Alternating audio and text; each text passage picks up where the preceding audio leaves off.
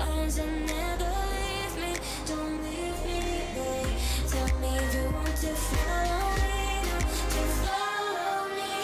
Take me to your arms and never leave me. Don't leave me, babe.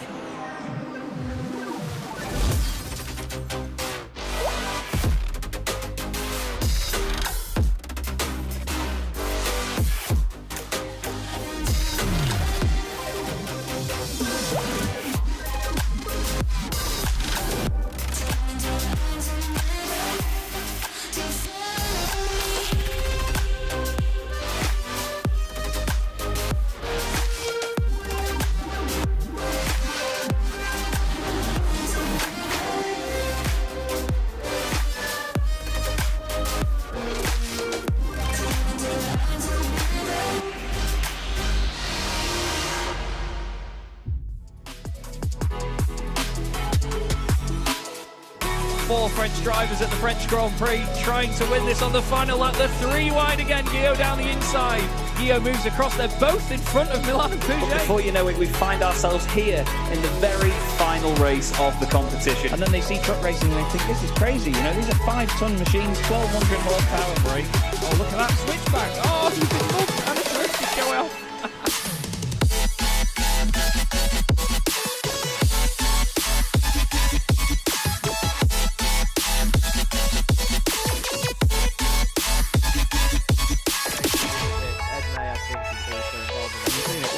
Back there, still on board with Ben Gregory now. I love it. 18.5 minutes gone. Senna Lanson tries to go for the race lead.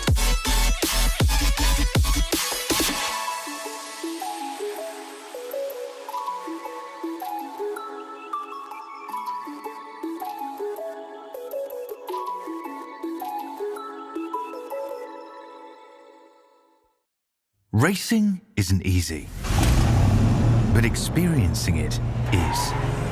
iRacing puts you in the driver's seat with the industry's leading sim racing game. Drive on laser scan replicas of the greatest racing circuits from around the world. Go head to head against other drivers chosen by skill-based matchmaking to ensure competitive racing at every level. Compete across all your favorite series.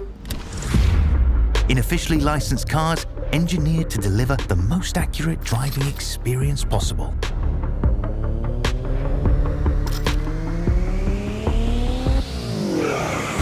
Join a race or host your own with players from across the globe. Race against the computer or in a league with friends. Feel the thrill behind the wheel. Visit iRacing.com.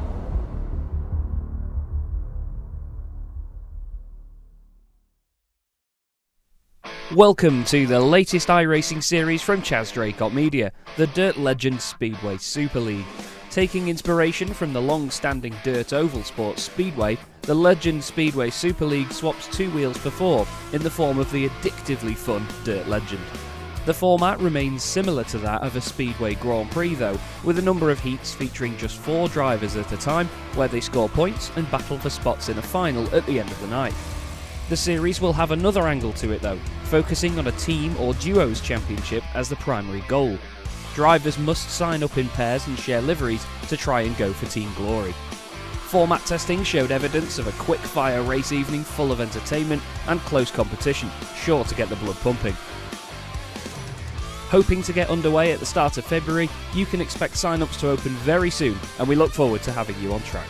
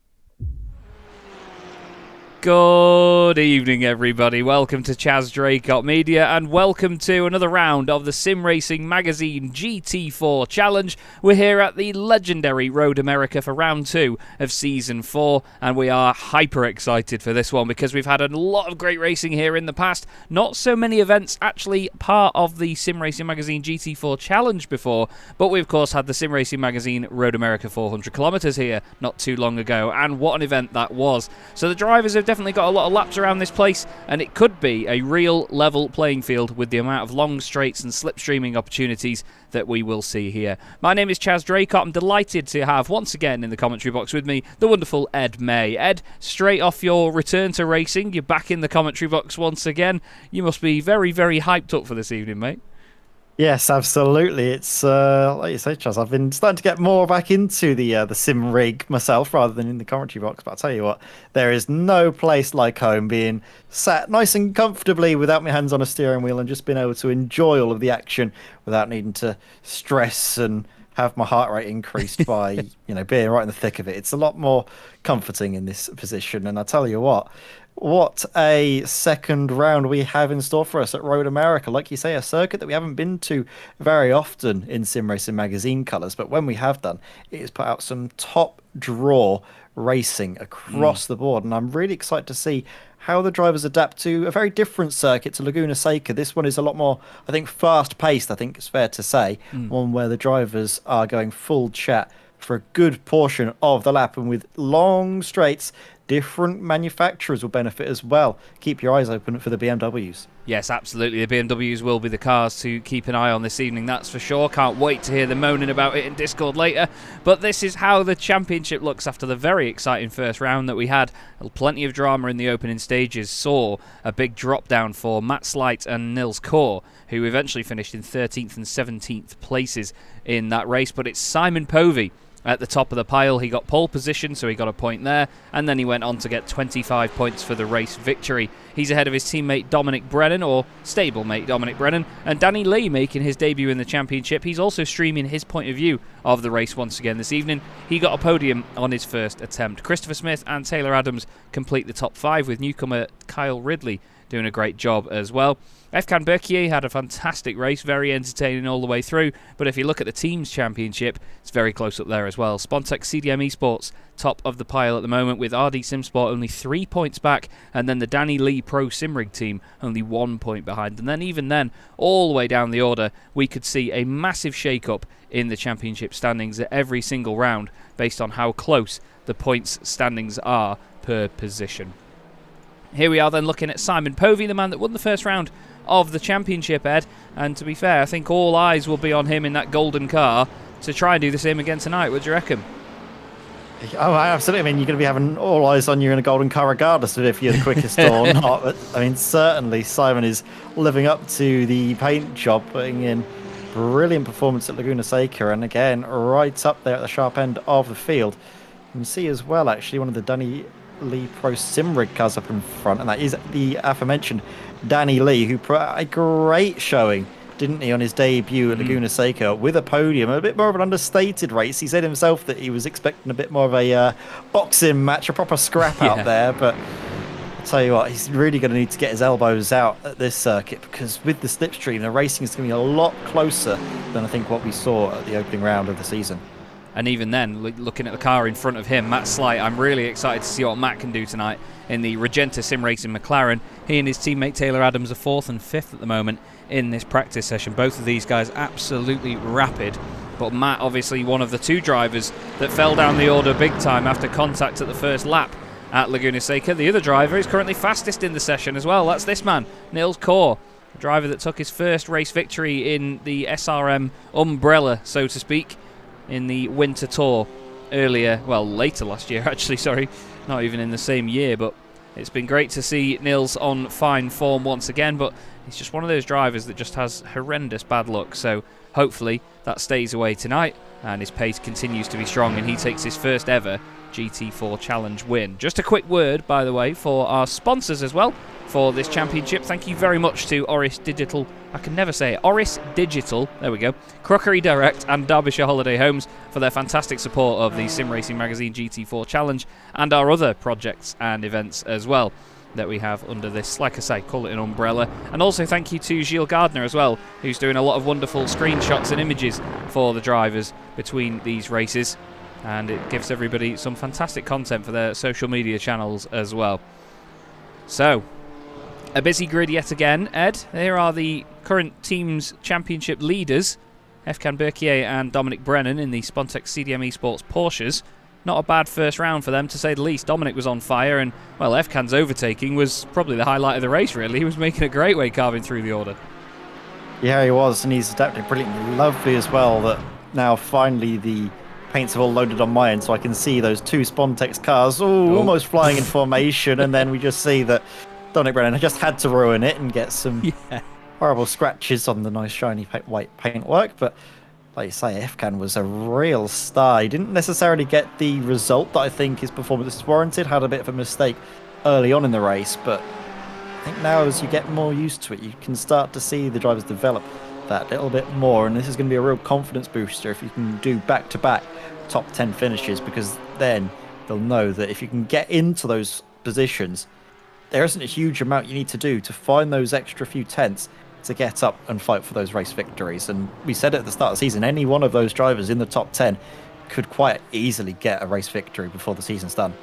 Oh, absolutely. Yeah, there is a massive amount of drivers this season that definitely off the bat that could definitely take a race victory at some point. I think the word definitely is definitely in fashion. So pit lane 2 is the camera where we're going to look down in a second, and we're going to see all the cars head out into qualifying. This is a 15-minute qualifying session. Lovely view of the pit lane here at Road America. Very wide, long pit lane as well. We were just having a quick look then at Ben Chalcraft, who of course is part of the Minardi Simsport team. Now they've been running a Seabrook branded team. There's his teammate Mike Murphy just leaving now in the green car with the onion rings on the car. Ben's actually changed the savoury snack for this evening and has sent me a screenshot of no less than 6 other colour schemes based on the different flavours and snacks that the Seabrook company make. They're nothing to do with Seabrook, these guys. They just fancied it. And tonight he's running the Sea Salted Crunchies livery, which is this wonderful white and red colour scheme, as you'll see here. Not sure if actually, I don't think, no, you can see the word crunchies, but you can't actually see the snack itself. You can see it a bit there. But yeah, Ben and Mike running these gorgeous liveries. He gives us a nice little 180 of it there so we can get a look at all angles. But again, it's part of the fun in this championship, isn't it, Ed? And we've, of course, got the Oris Racing teams as well. Oris Racing Green and Oris Racing Yellow, all in orange cars, funnily enough. Identical orange cars for this season, just to try and wind us up. But it's, again, part of the fun. There's many different forms of drink and snack out there on the circuit, really, isn't there? Yeah, we've got the Oris Racing in orange, which I guess makes it easy for us commentators to find them out on the grid. Bottom of the barrel, Ed. It is pretty bottom, scraping it through, but I'll tell you what, I mean, we've got to have some sort of silver lining to this, because they are running the exact same paint job across all of their teams, so we don't avoid to do a straight check, but at least we can pick out an Oris car pretty handily by the orange paint job.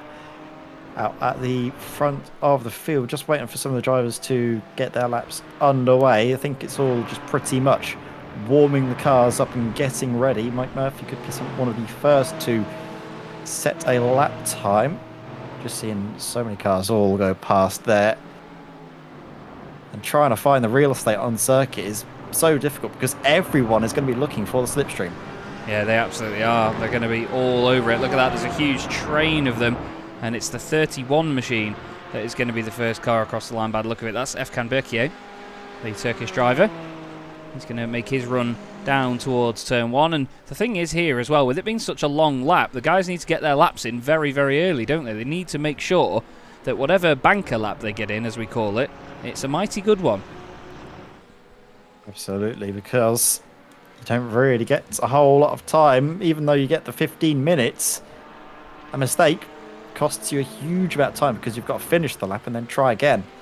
Around here, we're going to be seeing about 2-minute lap times, probably a little bit under 2 minutes from what we saw. Was it 150s we saw in practice? I'm not going to pretend that I can remember. No, nor can I, to be quite honest. It's 2-minute, I think, 15s from. Yeah, it's usually over 2 minutes, I think. So it's going to be, if you make a mistake early on into the first corner, you run wide, it's going to be about another 2 minutes before you can have another go at it. Yeah. Even worse if you decide to fully just take a trip into the pit lane to get some fresh rubber on, or if you damage the car. So those drivers really do need to be on their A game and just get a time on the board. We saw so many drivers at Laguna Seca leaving it very late on account of not being able to put the clean, valid lap times in. Yeah, that's the thing. They need to be absolutely on it from the get-go in this session. We see here Peter Brill for the SRM Black team. Peter makes his return to the championship. He wasn't able to race with us at Laguna Seca, but he's here now at Road America for round 2 of the series. He's got some company there in the form of Martin Kenyon just behind him.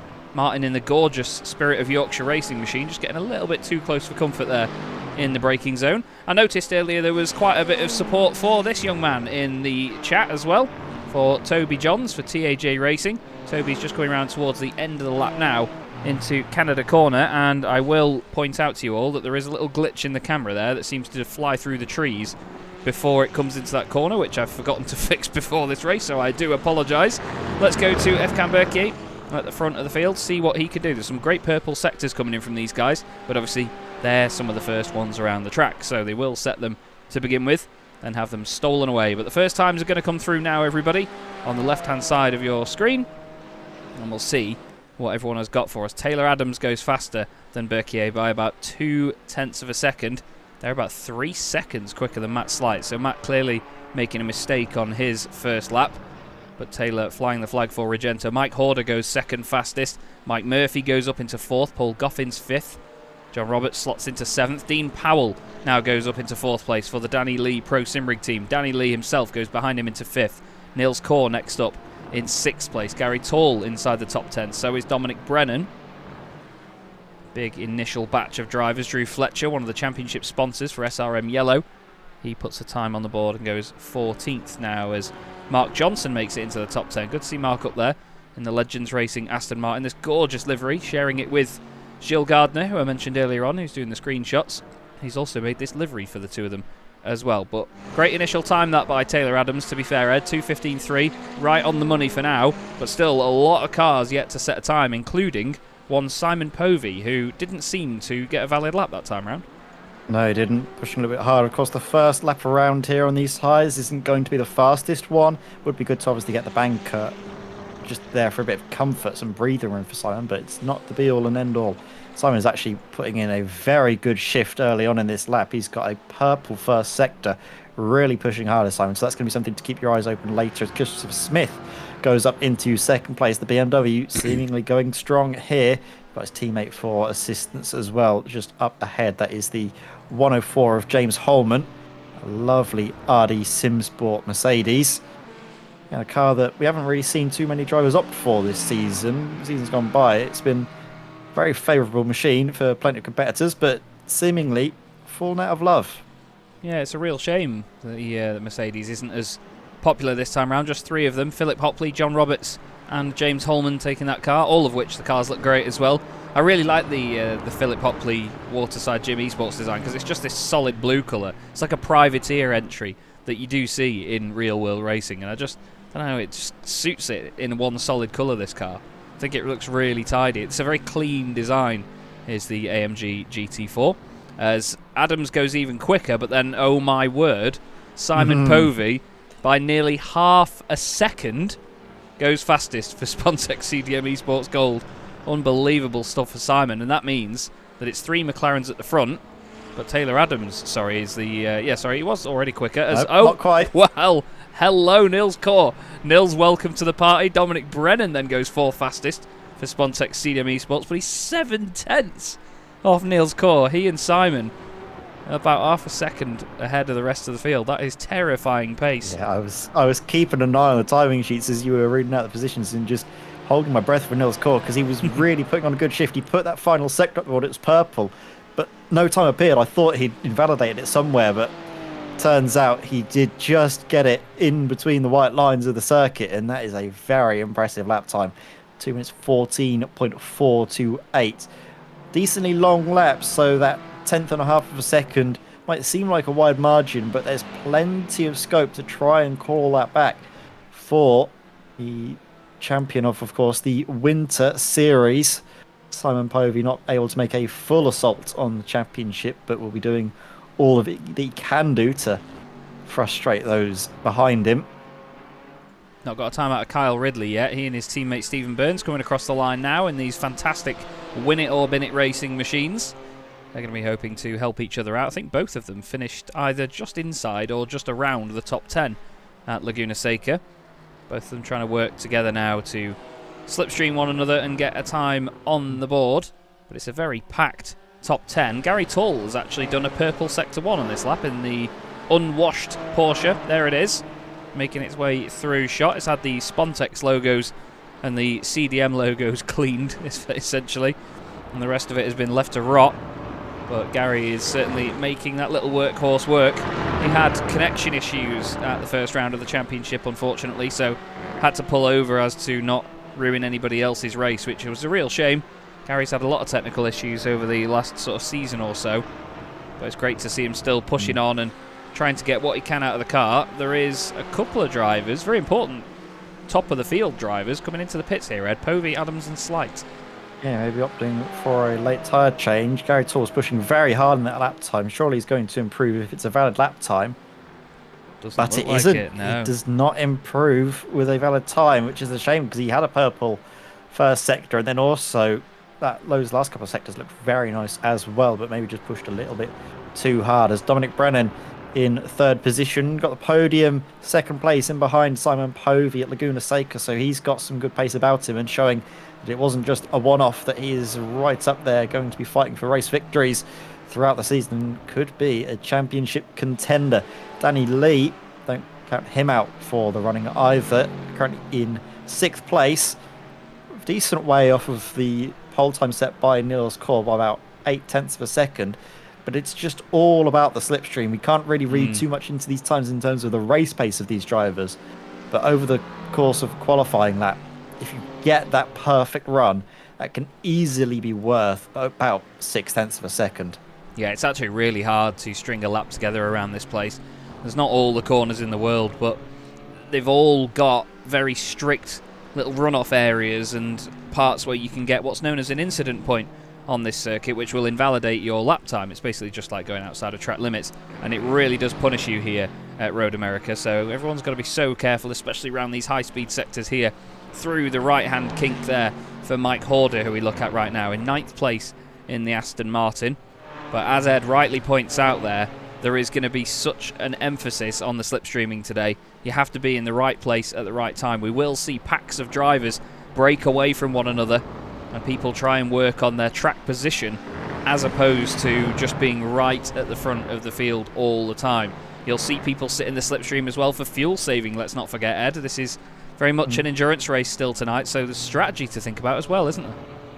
Yeah, I think I know why a lot of the drivers did opt to go into the pit lane as well, because they want some fresh rubber, and instead of resetting, they basically fully redoes the car at the state that it would have been at the start of qualifying, which means the fuel is refilled as well. So the drivers basically run around for about 10 minutes, burn some of the fuel off, then come into the pits, get some tyres on, make sure they're not taking any more fuel on board. So they have a slightly lighter car with fresher tyres, and while it isn't the biggest difference in the world, those few kilograms can really make a difference on a lap time that's basically 2 minutes long. Really does make all the difference in the world. Danny Lee now up into 3rd place, a very good effort from him. We said that he was a little ways off and we could expect a bit more from him, and he's proven exactly that. Not quite getting the most slipstream from the cars ahead, just sitting a little bit further back just so he doesn't run into the back of them.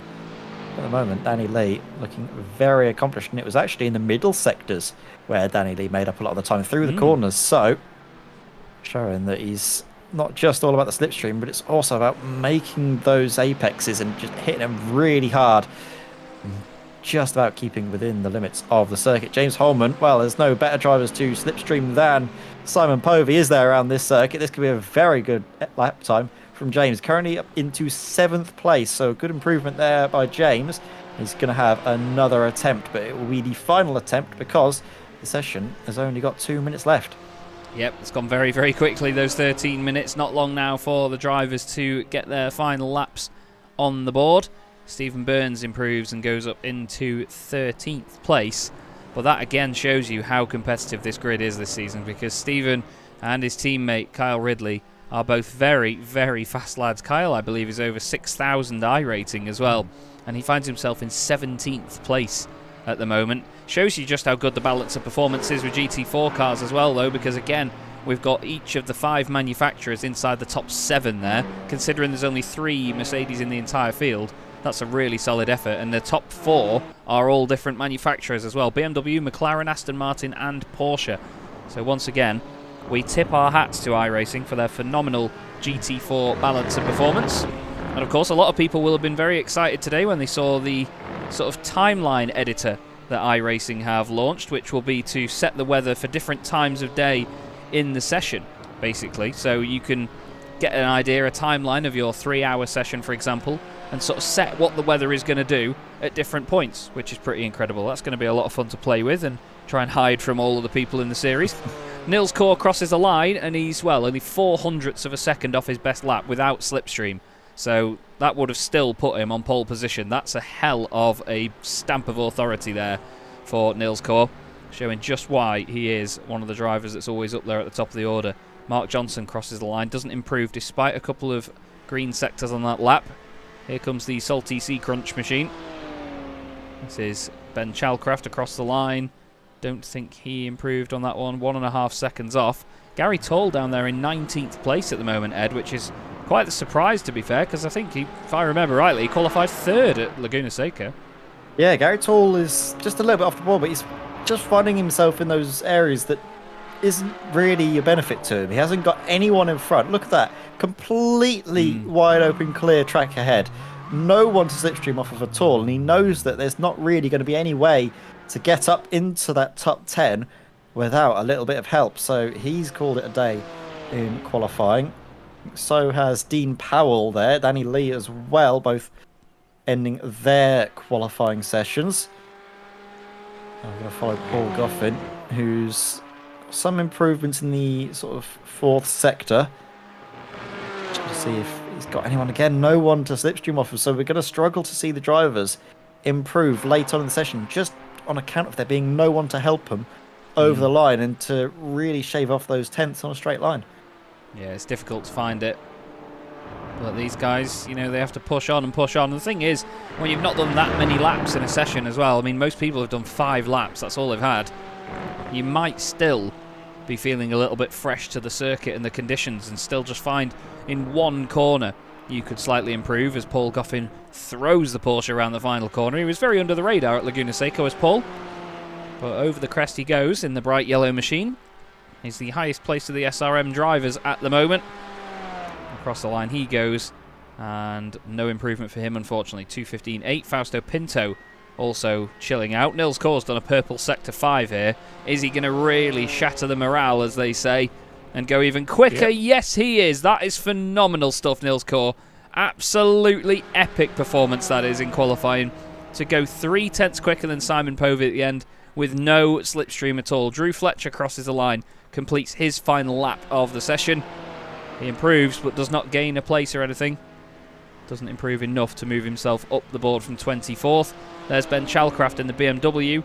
One final run from him. He improves up to 15th place. Taylor Adams also behind him, hoping to improve. No such improvement there.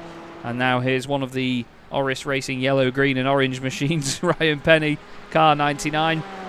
Recent AM champion of the Porsche Club of Great Britain Sim Racing Series. He is 26 with that improvement. Matt Slight moves up a little bit, a slight bit you could say, into 6th place.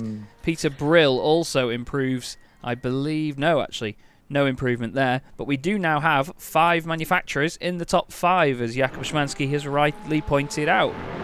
Good evening to those of you in the chat, by the way. Thank you very much for your commitment being here this evening, and of course your contributions as well, saying hello to us up here in the commentary box.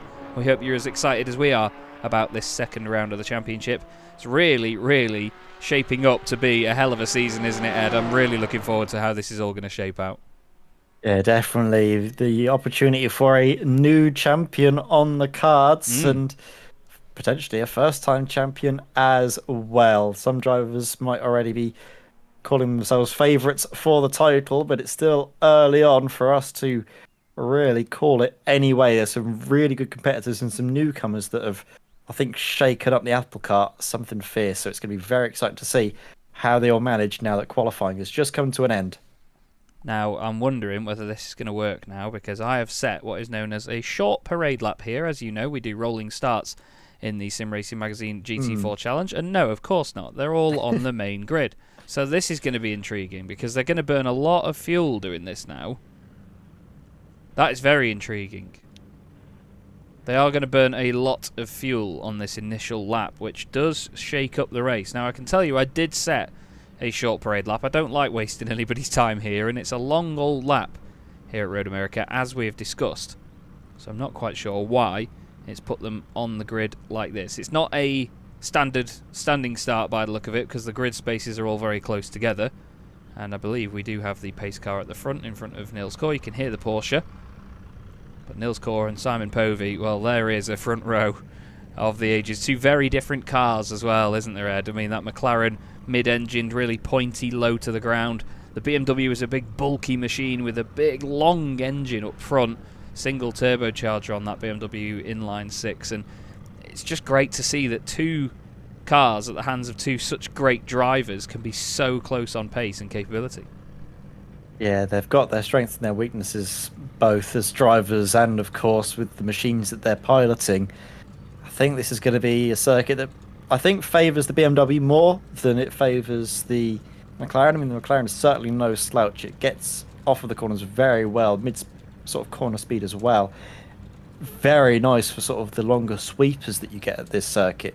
But the acceleration of the BMW, especially out of the slow corners, there are very few cars that can match it. Maybe Porsche can sort of hold a candle to it for that, just get up and go at those very sort of like low speeds.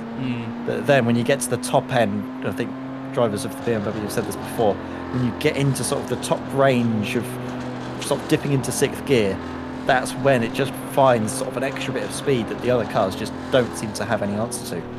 Yeah, that's the thing. It's not like it just takes off out of nowhere and really accelerates and flies past everything. It's more of a subtle difference in the straight line speed, isn't it, from that machine? There's been something go on here. I think this field has been separated slightly on the right-hand side. Either that or people are just taking their time getting going. James Holman's just buzzed past us. We're on board here with Drew Fletcher in the SRM yellow machine.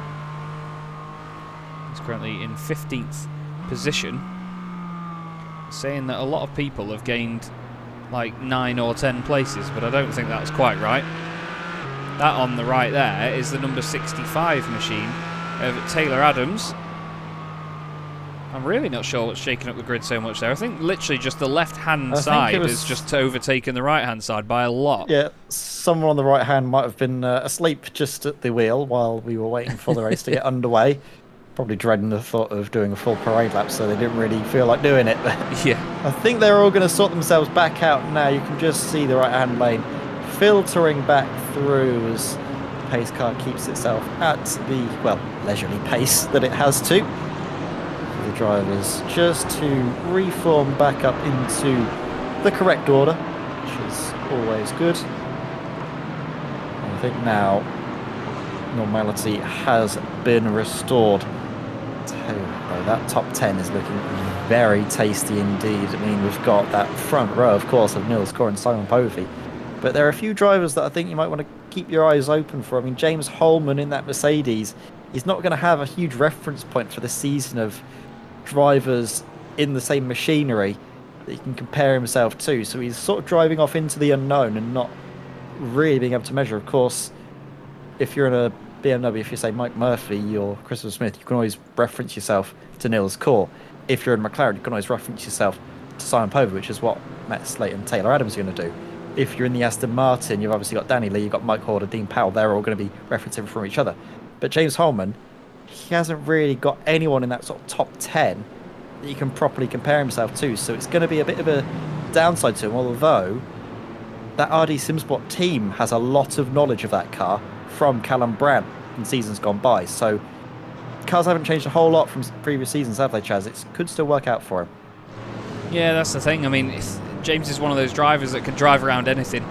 You know, we've seen fantastic talent and skill from him. At the end of the day, he races legends in the real world, so he knows what a busy and crazy race is like. So these endurance races, you know, when he's got time to get his head down and focus a little bit, it's going to feel like a much easier scenario for him to do the maths and calculate all the way around. So apologies, everybody, for this 98-minute lap. But I can promise you all, I did set it to be a short parade lap with the length of this circuit in mind. But it's great to see 5 different manufacturers in the top 5 here, with Niels Kor taking a point for pole position. And, of course, Simon Povey alongside him on the front row. Both of them have taken a pole position apiece so far this season, in Season 4 of the Sim Racing Magazine GT4 Challenge, of which round 2 gets underway from Road America. The whole field streams down towards turn 1, up over the crest of the hill, and already Simon Povey moves over to the right, then back over to the left to stay in the slipstream of Niels Kor, who leads the field from pole. And everybody's going to stream in behind them all. Look at all the Sim Racing Magazine windscreen banners. It's beautiful. Side by side for third position between Danny Lee and Dominic Brennan. Danny Lee goes down the inside. The two of them are very close to contact. Looks like they've behaved themselves. There's definitely not behaviour there, as Mike Murphy is spun around in front of the field. Involved in that as well as Efkan Berkier. They're trying to get out of the way. Ben Chalcraft is in on that as well. There's contact there. John Roberts has been hit in the rear by, I think, Ryan Penny in all of that. Jakub Szymanski's made his way through, but Mike Murphy still off the road. Efkan Berkier's involved. Dennis Van Beelen was in that as well. So too Mike Horder. It was just a little bit of contact. Initial contact, I think, was Mike Murphy. Went across the nose of somebody out of turn 2 there, Ed. Or turn 1, sorry.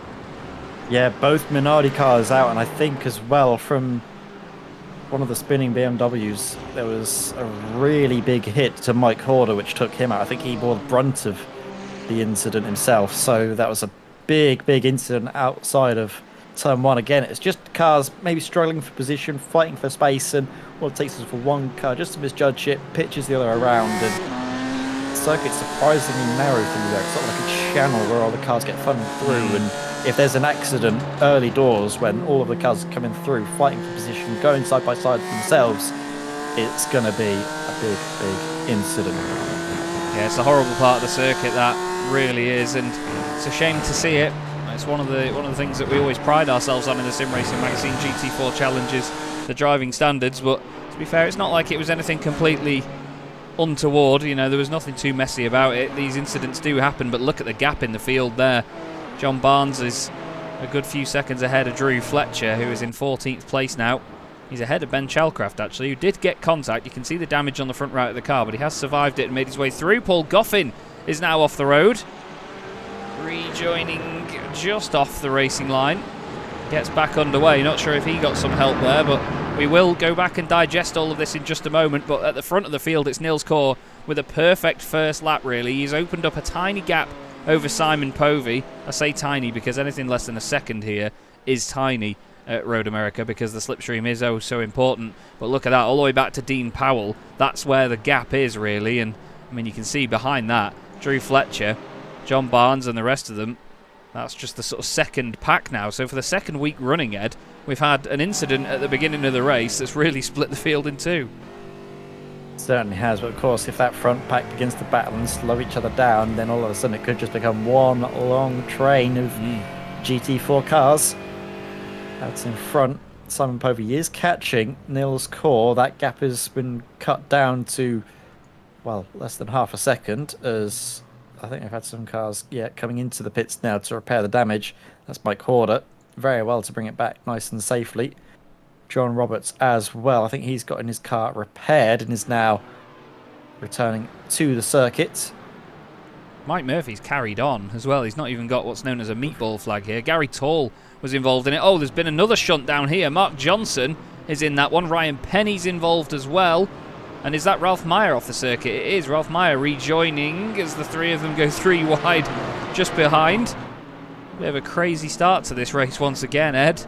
These guys are trying to get everything they can out of this one. Niall Crowther in the chat. Championship points, he says. Absolutely. Not for any of these guys at the moment, though, Niall, unfortunately. A few incidents here and there. There's Philip Hopley down the inside of Toby Johns. Toby's a little bit wide on the exit, but more in avoidance than anything, as I think Paul Goffin went through. Let's have a look back, shall we, Ed? I mean, it's not something we're going to replay again and again and again. However, we do need to have a look back and see what went on in that opening moment. And because it was such a long parade lap, I'm struggling to find the moment the race actually got underway. Here we go. So this was sort of the hullabaloo earlier on. Guys on Mike Murphy in that white and green Minardi Simsport car on the left-hand side of the picture.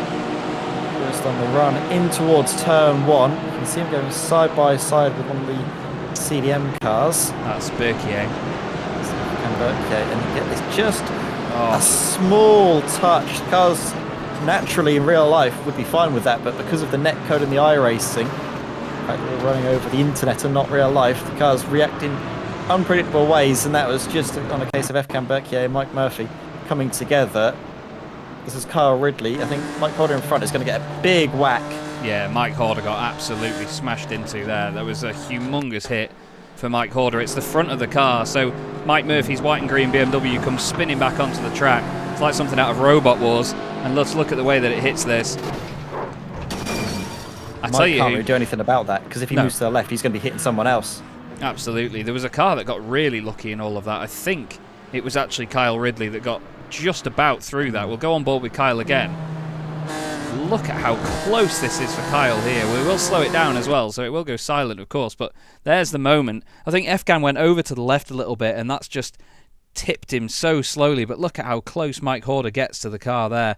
And, well, Kyle goes off the road, but avoids the incident really nicely. And then there was a big check-up behind, obviously people getting on the brakes, but you're going over the crest of a hill, so I think there's a lot of drivers in that could be excused for the fact that they didn't initially stop for the incident, so to speak. But it was a bit of a mess, unfortunately, and it's not what we like to see, but it happens in motorsport. You can't always avoid it, and we hope, of course, that the drivers involved can recuperate their race. Christopher Smith's good at doing that, and he's just been off the road himself for a moment there, pushing hard out of the carousel. Kyle Ridley wants a piece of that now. Right behind him, the fellow BMW driver. Typically like a BMW driver, he's right up his backside as they go into Canada corner, trying to keep it tidy all over the curbs.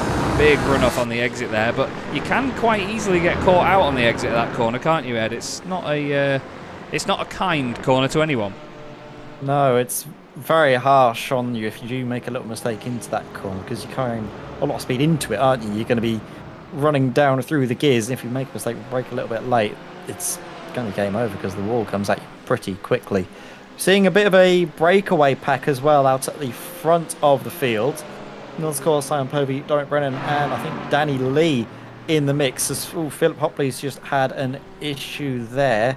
Yeah, Danny Lee's just staying on the tail of this fight in the top 4, and further back, Taylor Adams is dropping just on the verge of the slipstream range. It's around about 1.6 to 1.8 seconds on a circuit like this at Road America. So he's there or thereabouts, and I think he's actually slowly but surely reeling Danny Lee back in. So I think we're going to see that train reform once more. I think I'm catching your cough now, Chaz. We've got Gary Tall with quite a bit of damage to his car. I think he sort of got stuck in that one. He was on the left-hand side, so as all the cars naturally moved away from the incident over to the left, it looked like he got stuck to the back of somebody, and it just sort of dragged him towards the wall. So Gary's lost, well, actually no places. He's back where he started in this one. The person that's benefited is Drew Fletcher. Drew's gained 12 places through that incident, up into 12th place.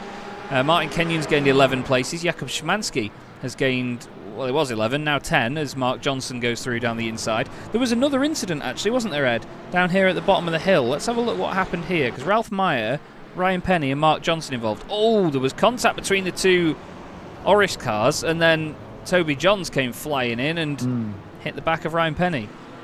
Yeah, I think Toby Johns just misjudged it on the brakes, and that was, I think, on the first lap, so that was why we saw all the damage on his car. I did hear, because obviously I'm not broadcast, I have basically the driver comms turned on. I did hear a very quick apology as we cut to that incident live, so I think that might have been Toby Johns just coming through to sort of say sorry for just misjudging it a little bit on the brakes, but on that first lap, cold tyres, so much carnage already going on, just a few corners before. It's natural that some drivers might be pushing a little bit hard or maybe just slightly misjudging it on the brakes. Points, of course, I think down to 20th. Correct me if I'm wrong. No, they are. So that sees Toby Johns currently on the cards to score a championship point. Does indeed. He's got a big reel of drivers behind him, though. Mark Johnson, Jakob Szymanski, Dennis Van Beelen as well, another newcomer to the championship this season in the Chicane Online Racing BMW. It's lovely to see another one of their cars out in the field. Of course, the current race leader, Niels Kaur, was driving for them last season, but he's made the switch over to Satellite Racing, and for which he debuted during the Winter Tour. But yeah, big shame about especially Efkan Berkier. Not even from a biased perspective of it being from my team, but Efkan was so exciting in the initial race of the season. But then again, I suppose that it looked to be this sort of move over to the left from him that caused the contact in the first place, and he's unfortunately the one that's paid the price in the end. Some people would argue that's karma, but it's one of those things, I suppose. It's a shame to see him out of the race either way because of the entertainment value we had from him at Laguna Seca. Yeah, definitely as well, with Mike Horder, a driver that we don't often see have the flashiest of races, but always gets the job done, always scores good points for his team. Just sadly getting caught up in that incident, and he's another driver that's dropped back a huge handful of places. He was, I think, on the grid in 11th place, so certainly in with a shot of a podium, but it's now dropped all the way down to 31st, and probably one of the drivers that would be classified as a non-finisher. Yeah, he's probably out of it. Peter Brilla's come into the bits. I think he's just coming in to fix up his car. Has he had an issue? Ooh, just a couple of wheels out into the grass and pitching into the wall. Might be slight suspension damage on that right front. That was where the brunt of the impact was made. So it looks to be just a quick fast repair. This was Martin Kenyon. I think he's just gone a little bit wide here, that's all. Manages to keep it pointing the right way. Peter Brill had his incident not long after that. But Philip Hopley has also had a drama. I think he's just gone wide through the kink here. Oh, he's very late turning in there.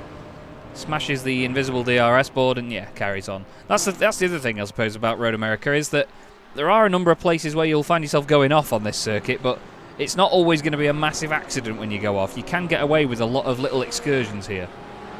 This is a lovely little battle, and great defence there by just about Drew Fletcher hanging on. You saw Stephen Burns looking up the inside, but Drew all the way around the outside into Canada corner knows that if he can keep his car alongside, a quick left-hand sweeper that follows, it's going to favour him much more and leads him to hang on to that position. But for how much longer? Because you've got BMW right on the rear end of your car, and that car's got so much straight line speed that there isn't really a whole lot you can do other than just try your best to fight it around the outside. Great view of this battle from on board with Ben Chalcraft. Stephen Burns up the inside. Can he make the move on the Porsche? Again, the Porsche is just carrying plenty of speed off from the exit, and they come close to touching. Side by side, banging wheels, banging doors. Look at how late you can brake in the Porsche as well, just carrying so much corner through speed. And now he's just able to hang on. Can I open my eyes now? Managed to make it through safely. Yep, you could just about peel them open for a second, but maybe close them again because Ben Chalcraft's fancying a piece of this action. It's all going to get salty sea crunchy, isn't it? As Ben Chalcraft now tries to chase Stephen Burns, who lunges down the inside into turn 2. Manages to get the better of Drew Fletcher. Great respect from Drew. He could have easily turned in there and caused a problem, but he did not. And he's now on the outside as Ben Chalcraft goes down the inside into the next corner. There's not as much room given that time by Drew. Fausto Pinto wants a bit of it as well. He says, thanks very much, boys. I'll sneak through there in my little Porsche. The privateer makes his way through. He used to race for Scalant Pro Driving, but it's just running in the privateer livery this season. But Ben Chalcraft will feel a little bit hard done by there by Drew Fletcher. But these guys all battling inside the points. And it's great racing to see all the same. Wonderful that was. That was really good between Drew Fletcher and Stephen Burns. A valiant, I think, effort you have to say by Drew to just hang on against the BMW that's looking just that little bit quicker at this moment in time. But it was great respect as well. They gave each other a car's width, nothing more, nothing less, just exactly what you want to see. And thankfully, it was a move made without any real tears being shed. Here we go, though, with Taylor Adams. He's just dropping back now from the front 4, who I think themselves actually dropping away from the front 2. It is pretty much Niels Kaur and Simon Povey breaking away at the front of the field. Dominic Brennan's hanging on, and I think Danny Lee might be just outside of the slipstream range. And once again, Danny's going to find himself without the boxing match that he wanted on a race night. But still, he's going to be enjoying himself because of the fact that he's going to be getting big championship points. His first run in the series as well. It's good to have him with us. But again, it's good to have a mix of 4 different manufacturers. 5 manufacturers in the top 6, with Taylor Adams ahead of James Holman and his teammate Matt Slight, actually. Taylor has gained 2 places so far in this race. Matt Slight will be happy to have not had an incident at the start of the race that involved him. We've had, unfortunately, Martin Kenyon in the pit lane. He has been creeping down the pit lane and now pulls into his box just below where that camera is located. Not sure if that's an early pit stop for fuel to try and get out of some argy-bargy, or whether that's just to fix a bit of damage. But it wouldn't be a bad shout to pit that early, because we have seen people pit within the last 15 minutes of the race pretty much as a rule in this championship. So I'd be intrigued to see how that works out for him. Yeah, pitting in the first 15 as opposed to the last 15 is a workable strategy. You can usually make a full tank of fuel in these cars on most circuits last around about 25 minutes. So with about 45 to go, you can have basically a full tank of fuel run, which will see you with about 20 minutes to go. And then obviously you come into the pits with about 20 to go, and then you should be laughing until the end of the race. So could be a different strategy to obviously throw himself slightly out of sync with those he's racing with and can just focus on the lap times rather than, you know, track position and battling away. Could of course backfire if he finds himself stuck behind slower cars that hold him up more and are maybe still difficult to overtake. It does of course have big opportunities for great rewards if the strategy proves to be fruitful. Now, James Holman is going to be hoping that his assault bears fruit on Taylor Adams. Listen to that Mercedes roar its way up the hill and over the start-finish line as Dominic Brennan sets the fastest lap of the race so far. He's not giving up on this race victory just yet. No, he's absolutely not. Dominic Brennan has been on fire so far this season. He had a great run to second position at Laguna Seca, and right now he's right in the wheel tracks of his teammate Simon Povey, who holds on to second. He's not quite able to get with Nils Kor yet, but he's taken a couple of tenths of a second out of him over the last few laps. He's just on a purple sector 1 as well as Simon Povey, so maybe he's trying to switch it on now, and he's going to use up the tyres in this part of the stint. We're already a quarter of the way through the race, and we have some drivers actually already pitting. Dennis Van Beelen, Mike Murphy, Ryan Penny, they're all drivers actually that had damage earlier on. So I'm wondering, well, they wouldn't have had meatball flags because you have to serve those within 3 laps, I believe, or that lap, I can't remember. But from what I know, that might just be the fact that they know the damage is affecting them, so they've got to the point where they can pit now and then only have one more stop after this. I don't know. Maybe they're just reversing the strategy a bit. Funnily enough, that was exactly the conundrum I had yesterday when I was racing around. I picked up some early damage. My steering was off by about 5-10 degrees, but it was workable, so you sort of drive to the best you can do with the damaged car. You know you're going to be losing time, but you lose so much more by making the pit stop right away and then needing to make a second one before the end of the race. So it does work out pretty nicely for them if they can make it to this point in the race. That should see them on the usual strategy of a 2-stop. That's sort of the more common affair that we see, and especially on a circuit like this where the fuel usage is high, you're not going to be sending drivers up for a single stop. Jakob Spransky there battling away with Philip Hopley. You saw Jakob trying to turn in a few times, but I think Philip was pretty stalwart in his defence there, saying, nope, you'll turn in when I've turned in, thank you very much. Absolutely. Philip's not one to give up, is Philip. He's been a stalwart of the championship for the last few seasons, and he's not had the most luck in the world, but he's still here and he's still plugging away and he's enjoying the racing, which is great to see. Father of Andy Hopley, of course, who was an ex-teammate of our very own Ed May in the opening season of the championship.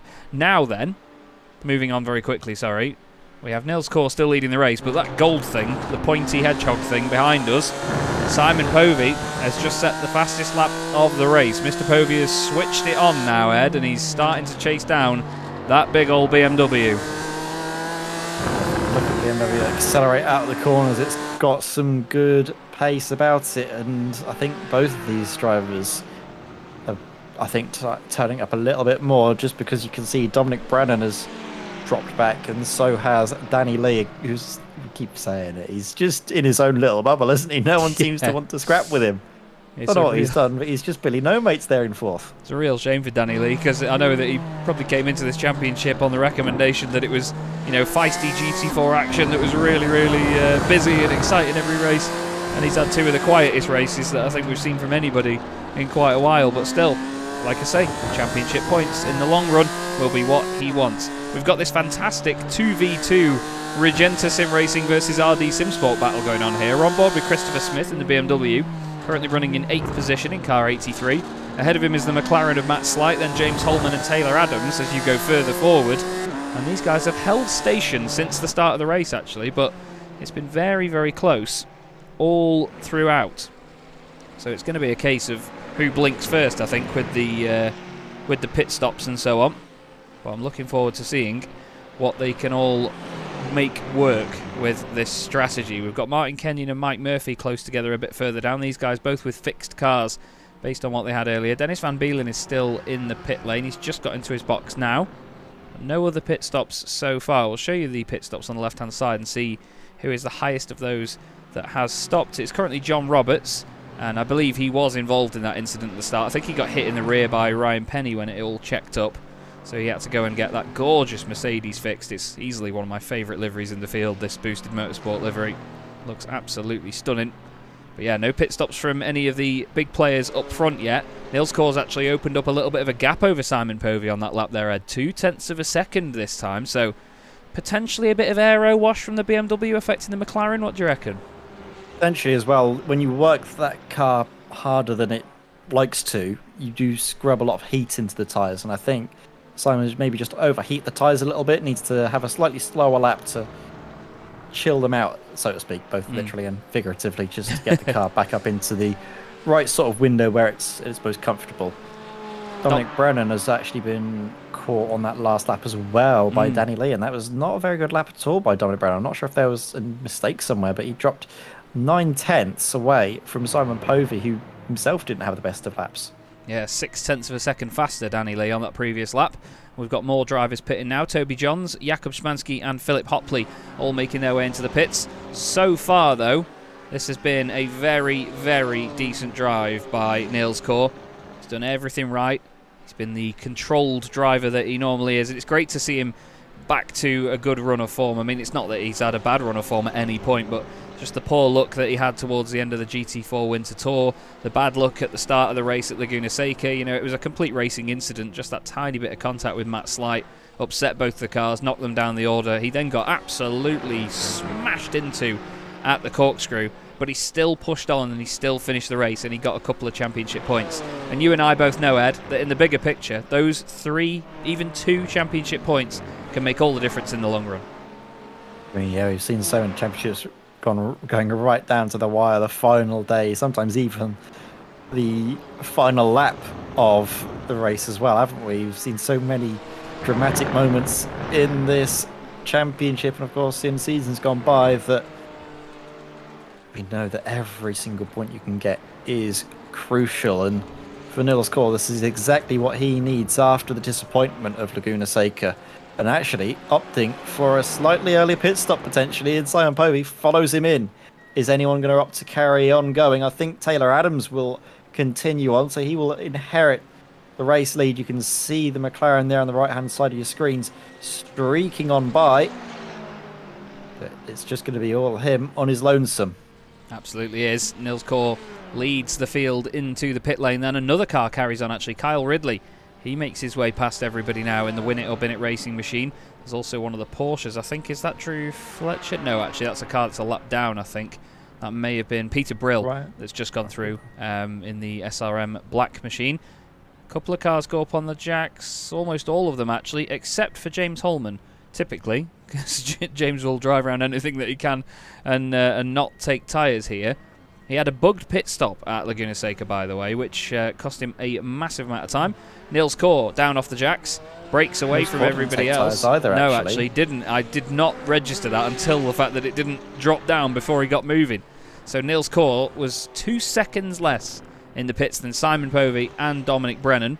Where's James Holman after all of that? Ah, now they're both ahead. Look, he and his teammate Christopher Smith, they're ahead of Matt Slight in the Regenta Sim Racing McLaren, and Dean Powell is in there as well. Dean's been very under the radar so far, but he's doing his bit, isn't he?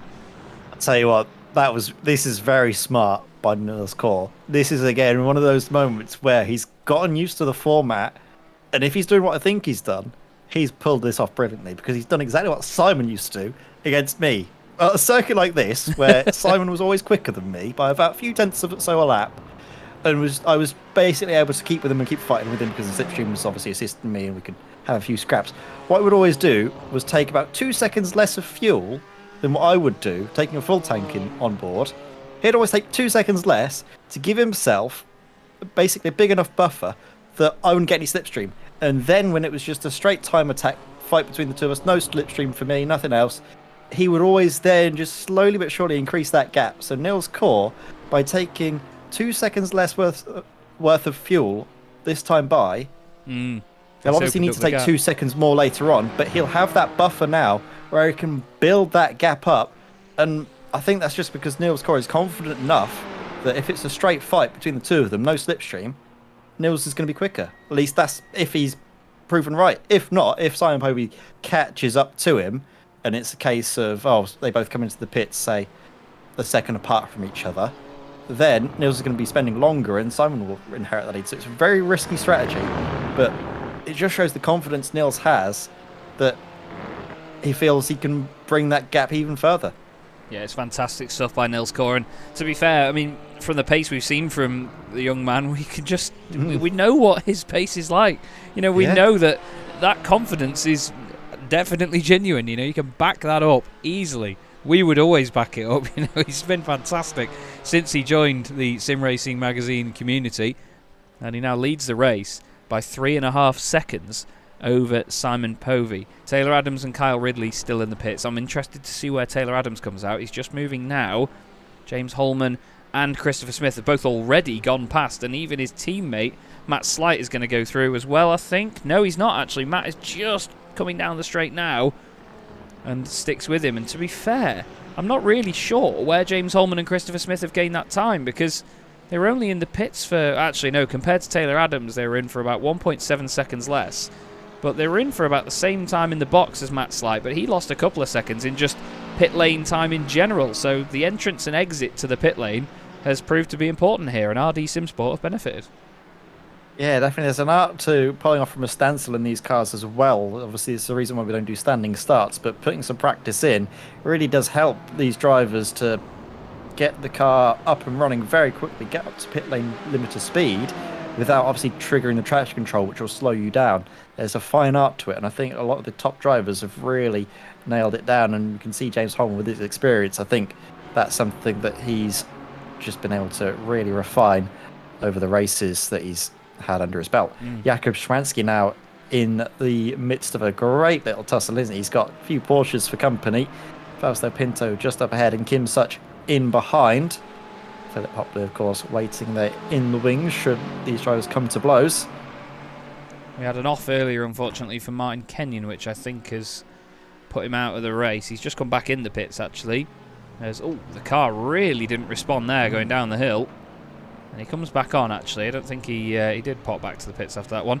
Peter Brill then had another little drama. I think he's just gone in a little bit too hot and maybe triggered the ABS here. Yeah, just a little bit deep into Canada corner. But like I said before, you can get away with it at a lot of parts of this circuit. And he does do just that. We had a move as well with... who was it earlier? Gary Tull overtook Drew Fletcher into Canada corner. Just looks down the inside, side by side they go. Drew Fletcher's still got his old sparring partner Stephen Burns just behind him, and that's still the case now as well, actually. He's about a second behind him, but these two had a fantastic scrap earlier on in the race, and we look forward to them maybe igniting that again. Back to the front though, Ed. Niels Core has now stretched that gap. 3.5 seconds has become 3.8. Yeah, and that confidence that he has to be able to pull that gap out is certainly not unfounded, is it? He has a good reason to believe it, because let's not forget, at the end of qualifying, no slipstream whatsoever, but he still managed to find, what was it, 1.5 tenths of a second, 2 tenths, wasn't it, at the end of qualifying? Just shows the level he's operating at, and this is a statement, if there ever was one, for everyone else in this championship, that he is going to be looking to really take the crown this time around. A little bit of a blink in and out. That's none of that, please. brief moment where the heart rate begins to rise for us in the comms box, because we do not want to see the race decided on something as heartbreaking as a connection issue. We've seen it in the past, and I shudder to imagine what it'd be like here tonight. No, that would be rather heartbreaking, to say the least, for Nils Core. That's not what we want to see at all. I mean, Ed and I have both been people with connection issues for a long time in the past, and we know the pain of them, everybody, so we obviously don't want that for any of our drivers. But yeah, Nils Core holding that 3.8, now 3.9 second advantage over Simon Povey. We'll go back to this battle because it's still going on here. Jakub Szymanski trying to get past Fausto Pinto. They've also got Kim Such in there looking to get his place back off Jakub, who's gained 10 places since the start of the race. He benefited a lot from that early incident, but he's stayed there since then with the pit stops and everything going on. Kim Such has gained 2 spots from where he started. Fausto Pinto is actually in the same position as well, so it's all sort of gone on around him before this point. The sun looks like it's setting nicely here as we just hit the halfway mark of the race. It shouldn't get too dark here at Road America. The next half hour won't really prove to be too dark. But this is one of the few circuits on the calendar where we have to use a little exploit in the iRacing UI. I'm going to bore you all to death now, but basically certain circuits in the sim, it very cleverly knows when or sort of what time of year they're open. So if you select Road America and try to set up a session for January the 23rd, for example, the circuit isn't open at that time of year. So what you have to do is select Daytona, because it's always open, and then you can set the time of day and all the other stuff and the date, and then just change it back to Road America, and then you can race there in January, which is why the sun is so low, because normally they wouldn't be racing there at this time of year. Still, we've got a great battle here. BMW versus Porsche yet again. Stephen Burns versus Drew Fletcher yet again. Drew, one of the championship sponsors, Derbyshire Holiday Homes, which we thank very much for his consistent support. He's a lovely bloke, is Drew. Always have a good laugh with him. He's a good mate of mine these days. And Stephen Burns is a good mate of his these days as well, because they've spent so much time together on this track. Look at this battling. Drew tries to get him back with the little squirt the Porsche's got. Late on the brakes, round the outside. Doesn't quite do it though, and Stephen Burns now is going to try and stretch the legs of that BMW, while Ralph Meyer tries to take advantage from the back. It's like a little ferret, isn't it, that tiny little Porsche? Just squirming around, just trying to find any little gap to weasel its way into. Doesn't seem to be working out for him. Look at that, fake to the outside, diving onto the inside. We know the Porsche's got it on the brakes, and they go side by side. A brief bit of contact as they both turn in at roughly the same point, and there's still the overlap here for Drew Fletcher up the inside as they go underneath the bridge. Plenty of room being afforded between both drivers. Great respect on display. And Stephen Burns is able just to defend his position. He got the move done earlier and is now able just to hang on to it. But what a lovely little battle. That's Drew Fletcher actually having to worry about the assault from behind. And bit of a moment up ahead actually. Stephen Burns runs a little wide, but closes off the angle of attack from Drew Fletcher. Going to be getting a battle developing further ahead as well actually, as Danny Lee has been catching. I've been looking at the relative by quite a fast rate of knots the back of Dominic Brennan, so it could be a change of position for the podium on the cards here, Chaz. Yeah, absolutely.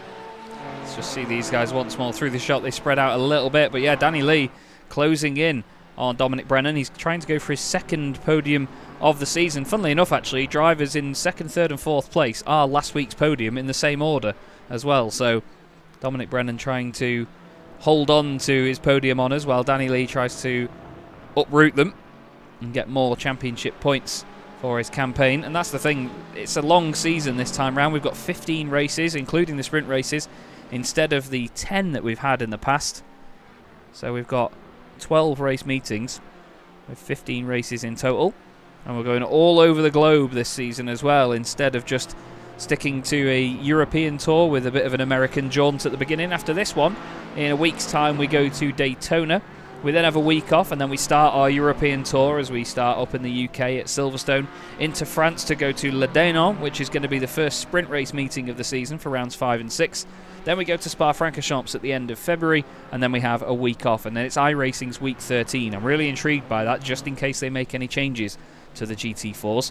We then go straight to the Red Bull Ring for rounds 8 and 9, then down to Italy for Monza, and then we jump across the sea towards Jerez in Spain, and that's going to take us to the end of March, where we'll have another week off, and then we'll fly all the way over to Australia to Phillip Island, and then head up into Japan for 2 more races to complete the season at Motegi and Suzuka.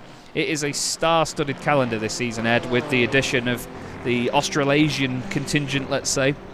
And I think it's going to stay that way for seasons to come, because it's been great, I think, to see those added circuits, as Drew Fletcher is now ahead of Stephen Burns. And the two of them have had a scrap one way than the other. We'll have to have a quick look back at how Drew got this done. Drew, this is just on the run out of, I think that's turn 2. In the slipstream, you've just got this long, flat-out section where Drew Fletcher, just with the overspeed, is able to get the move done, and then covers off the inside. Lovely stuff by Drew. You can tell they're very familiar with each other now, that they have the confidence to dart around the circuit in close proximity to one another. They wouldn't be doing this on, say, lap 1 or 2. Now that they've had a good few laps to battle it out and size each other up, they are really just getting all of their tools out of the box just to throw at one another. Lovely little scrap. Yeah, this is just the racing that you want to see. And again, 2 very different cars as well. You've got the mid-engined Cayman GT4 and the front-engined, much bigger BMW M4. And it's just the way that these 2 cars are so different but still share characteristics around this track where they can both benefit is why GT racing is so exciting. You know, Ralph Meyer flashes them goodbye as he goes into the pit lane. I like that. That's a touch I've not seen before, funnily enough. But he makes his way into the pits now for a quick swig of Jägermeister. And Dominic Brennan, well, he's going to be hoping that Danny Lee's had a Jägermeister or 2, because he's going to want him to go away quite soon. But Danny has done a fantastic job of catching back up to the Porsche in front of him. And he's really showing us what the Aston can do here. He's flying the flag for the Aston Martin so far this season, is Danny. And his teammate Dean Powell, to be fair. Both doing an excellent job. Mark Johnson is the next Aston Martin in 17th place. He's gained 3 places from where he started. But this is the chase now from Danny Lee in the Danny Lee Pro Simrig team. He's actually streaming his point of view of this race yet again. He's been doing a great job of promoting the championship for us on his very popular YouTube channel. And to be fair, it is like a little sort of rabbit in the headlights right now, that Porsche, isn't it? It looks very small from the big beefy Aston Martin, doesn't it? Yeah, I mean, we get a great view on board with Danny Lee. It just, the closing speed, but actually lifting and coasting, trying to save a bit of fuel to maybe have a shorter pit stop or go potentially a lap longer than his rival for 3rd place, Dominic Brennan. The car just pitching in. The Aston Martin is not quite as pointy as the Porsche ahead, but if you can coax it through and you're nice and gentle and smooth with the steering inputs, you can really coax it into doing exactly what you want it to do. It's one of the more predictable GT4 cars I found, which is why I enjoyed racing it so much, just because it doesn't like to step out of line. It sort of just does behaves what you want it to do. It behaves, especially on corner exits. When you're coming out of slow speed corners, it does have a tendency to bog down, especially if you kick the traction control in. But most other corners, especially those quick sweeping corners that you have in abundance at Road America, it's just so nice and agreeable to drive. Yeah, that's the thing. When you've got a smooth flowing circuit, the car just glides its way around, doesn't it, without a fuss. But then at other circuits, when it's a bit more start-stop, like a Tilkedrome, for example, if it was really long straights into heavy braking zones and 90-degree corners, it just doesn't feel tidy at all to drive around there. There's a fantastic run here by Gary Tall in the Spontex CDM Esports unwashed Porsche on John Barnes, to the point where John feels the need to put the car in the middle of the road and semi-defend that one. So the McLaren having to defend here. I was just going to show a quick graphic here, actually, to show the difference between the cars in 10th and 11th place. There is our field. If we just go one car ahead here to Ben Chalcraft, he is the highest placed of the cars that weren't really involved in that incident at the start. But look at the difference between 10th and 11th here. Even, to be fair, 13th and 14th as well. There's a 10-second gap there, but there's 19 seconds from Kyle Ridley back to this man, Ben Chalcraft. It really has split the field. let's not forget Carl Ridley and his involvement in that earlier incident, getting very fortunate to not be collected. And that just shows that he kept his foot really pinned in it, sped on through the incident unscathed, and it's seen him in great stead with a top 10 finish, looking pretty much assured at this stage. As Mike Murphy, after all of the trials and tribulations he's had, he was fully... I mean, he was the car that was involved most in that incident, wasn't he, at the start of the race? And now he's right at the end of this lovely little train of cars, all battling it out for... for 12th place, isn't it? Ooh. Stephen Burns has gone down the inside of Drew Fletcher, and there's been contact. The two of them have ended up sideways. Drew's been pinned off the road. I'm not sure if that was Stephen just going too late on the brakes, or Drew's squeezed to the inside there. And we've seen a couple of times that Drew has tried to sort of come over a little bit on the brakes to say, no, I don't really want you there, Sunshine. And that time, well, he tried to call Stephen's bluff and it didn't work. Gary Tall now down the inside of John Barnes. John jumps out of the way.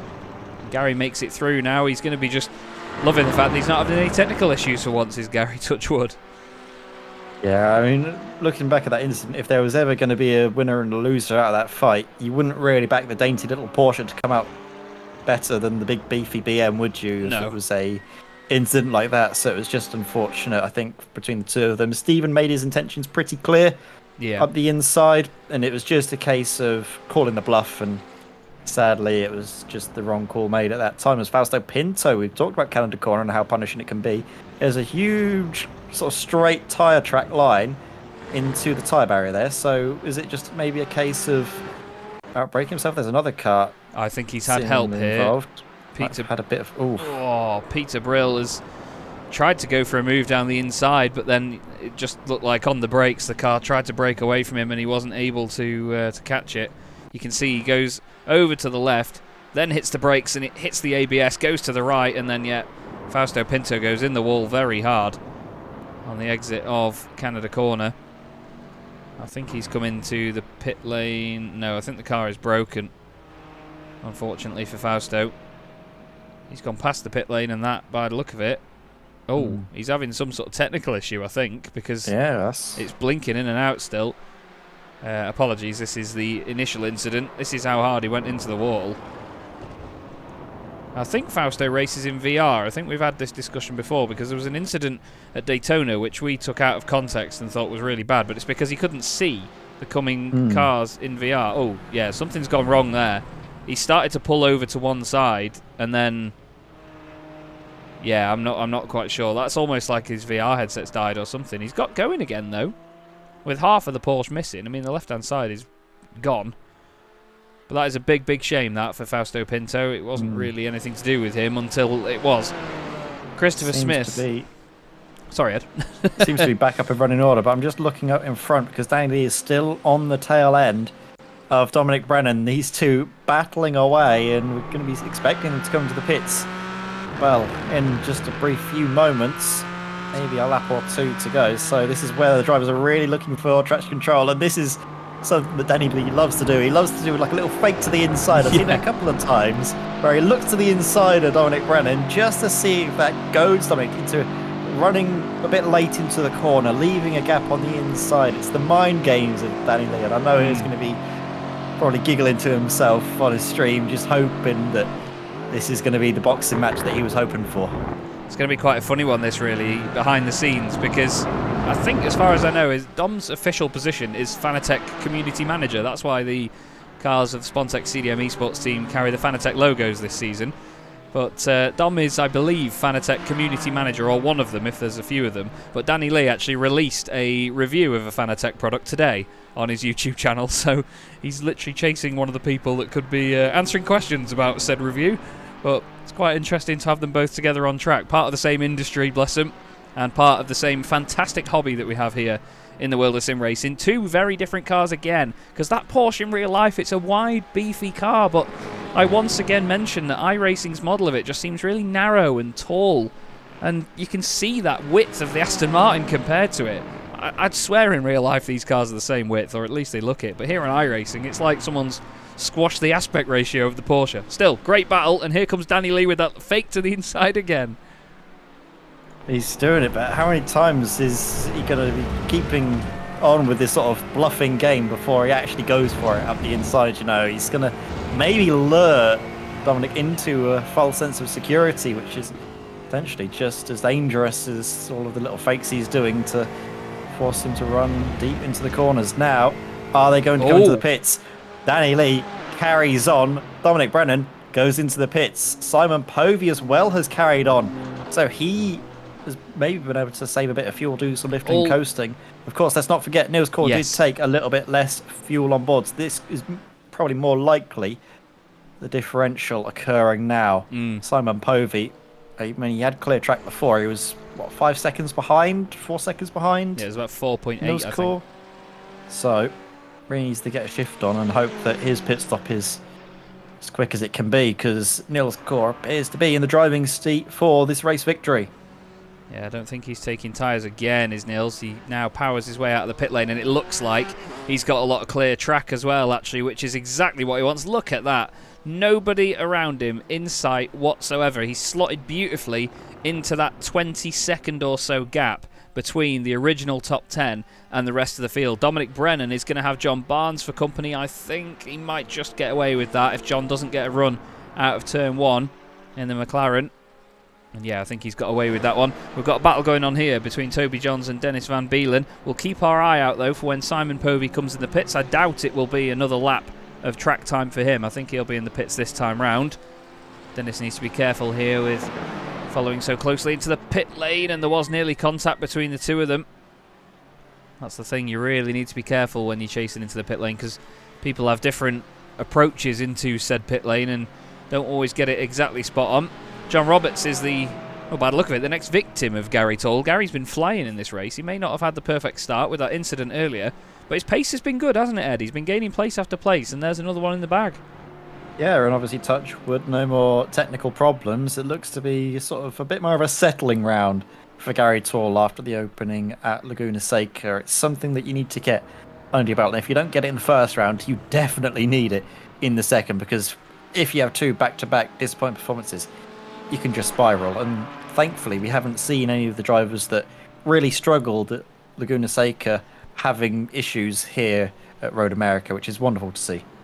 Danny Lee now into the pits as well. That's something we need to keep our eyes on. Simon Povey kept going. Well, proves me wrong. Simon Povey doing what Simon Povey does. I don't know how on earth he saved that much fuel without slipstream, but 2 seconds surely could have only been like 1 lap's worth. So maybe Niels Core will see that on his relative, that Simon Povey has continued on, and he won't like that very much at all. He won't see it yet because of the amount of cars between them. Dean Powell's in the pits as well, by the way, and so is Kyle Ridley. Two of the drivers that have really been. Is Dominic Brennan though? That's the thing we need to look at, Chaz. Apologies. Here we are. just because of Danny Lee, that battle between them. That's me told. To be a little bit dramatic there, but yeah, it's just because of this battle between himself and Danny Lee coming into the pits at different times. And is Dominic Brennan going to streak on by ahead of Danny Lee? Danny Lee has now got the move. You're going to see his car just at pit exit. There we are. And I think Dominic Brennan is going to retain what will be a net P3, but again, it's going to be game on, and that boxing match will be going right until final bell, the checkered flag falls. It certainly will be. We've got more cars coming out of the pit lane. Kyle Ridley is, oh dearie me, Paul Goffin off the road down at turn 1. Could hear the rustle and rattle of gravel being thrown about, and I'm not quite sure how Paul's done that, whether somebody's come out of the pits and scared the life out of him or what. Dean Powell, oh, Dean sort of went into the middle of the road there, and then, well, Paul decided to try and go down the inside, but overdid it a little bit there. That was a very scary moment indeed. But he's back on, but maybe a bit disgruntled after that one, to say the least. The RD Simsport boys are still flying in formation. Holman ahead of Smith. Two very different cars again, really. These two German monsters. The Mercedes, highest placed Mercedes in the field, and the second highest placed BMW in the field. Taylor Adams going well. He's up in second place at the moment, but he's out of sync with the pit stops, of course. We'll show you said pit stops on the left-hand side. You can see, actually, Paul Goffin is also out of sync. So is Drew Fletcher as well, his teammate, just behind him for Sim Racing Magazine Yellow. Those two guys will probably be in this lap, but again, they've done a good job of saving fuel here, haven't they? As Povey is the man leading the rest of them into the pit lane now. Yeah, so Simon Povey into the pits. Is Taylor Adams going to follow him in, or is Taylor Adams going to continue on as well? I think Taylor Adams is actually carrying on. He's been able to really save the fuel in that Regenta Sim Racing McLaren. Haven't seen too much of him so far in this race. Been sort of in a little bit of a battle, but nothing real action that he's had to worry about. But obviously being able to save some fuel has worked a real treat for him now. Simon Povey and Nils Core. That is the battle for what will inevitably be the net race lead. And Simon Povey has already gotten moving. Where is Nils Core? He's just come across the line now. Nils will streak by just about into the lead of the race, but it's still very close and probably just as close as they were before the first round of pit stops. Half a second between Nils Core and Simon Povey now, with 10 minutes, well 11 minutes of this race left to go. This is going to be an all-out dogfight towards the end here, and I really look forward to what they've got in store for us. Dominic Brennan and Danny Lee are only half a second apart as well, so they've kept it exciting. Paul Goffin and Drew Fletcher have both come into the pits now as expected for their final stops of the race. This has been a real belter here at Road America once again. This circuit has provided fantastic races for us every single time we've been here, hasn't it, Ed? It has been. It's been a wonderful circuit. We should have come here more often, to be honest. It's been really exciting. And I mean, to be fair, we're going to go to some more wonderful tracks. I'm really looking forward to Daytona, of course. That's going to be a real favourite for a lot of the drivers after the previous races and rounds and action that we've had there. But it's still going to be all to play for here. The race is not done yet. Nils Core just ahead of Simon Povey, who's really closing up now to the back of Nils Core, filling his rear view mirrors and letting him know exactly what he wants, which is back-to-back race victories. He knows that he's not going to be fighting for the championship. He just wants the glory. This is exactly what we could have hoped for, you know, after admittedly a first race of the season that had no real contention for a race win. This is now the perfect battle for the lead between two titans of the sim racing magazine community, and in I know I've said very different cars a lot tonight, but I really cannot emphasize enough how fantastic GT4 racing is because of how different these things are. They look so different, they drive so differently, they perform so differently, but these two drivers, they both have so many similar qualities about them. They can put in incredible lap times. They can both fuel save till the cows come home. They are both incredibly rapid, these guys. Simon Povey is already a champion of the Sim Racing Magazine GT4 Challenge from Season 1. Nils Core got his first race victory in the GT4 Winter Tour that Simon Povey then went on to win, and he's not mucking about here, is Simon. He's getting on with the job straight away. Moves to the left-hand side of Nils Core. Nils gives him only the room that he needs and still holds the position beautifully into Turn 1. And the best thing about this, Ed, is that I know both of these guys will be doing this with a huge smile on their face because they have wanted to battle like this towards the end of a race for so long, and now we get it once again. Absolutely, these two are battling away, and there's also the battle for third place. Dominic Brennan and Danny Lee. There's also a battle in behind, I think, for is it sixth place or whatever. We've got James Holm is actually fifth place, sorry, with Taylor Adams, James Holman, and Christopher Smith all together as well. So this is going to be an excellent battle right until the bitter end, and we've got 6 different manufacturers inside the top.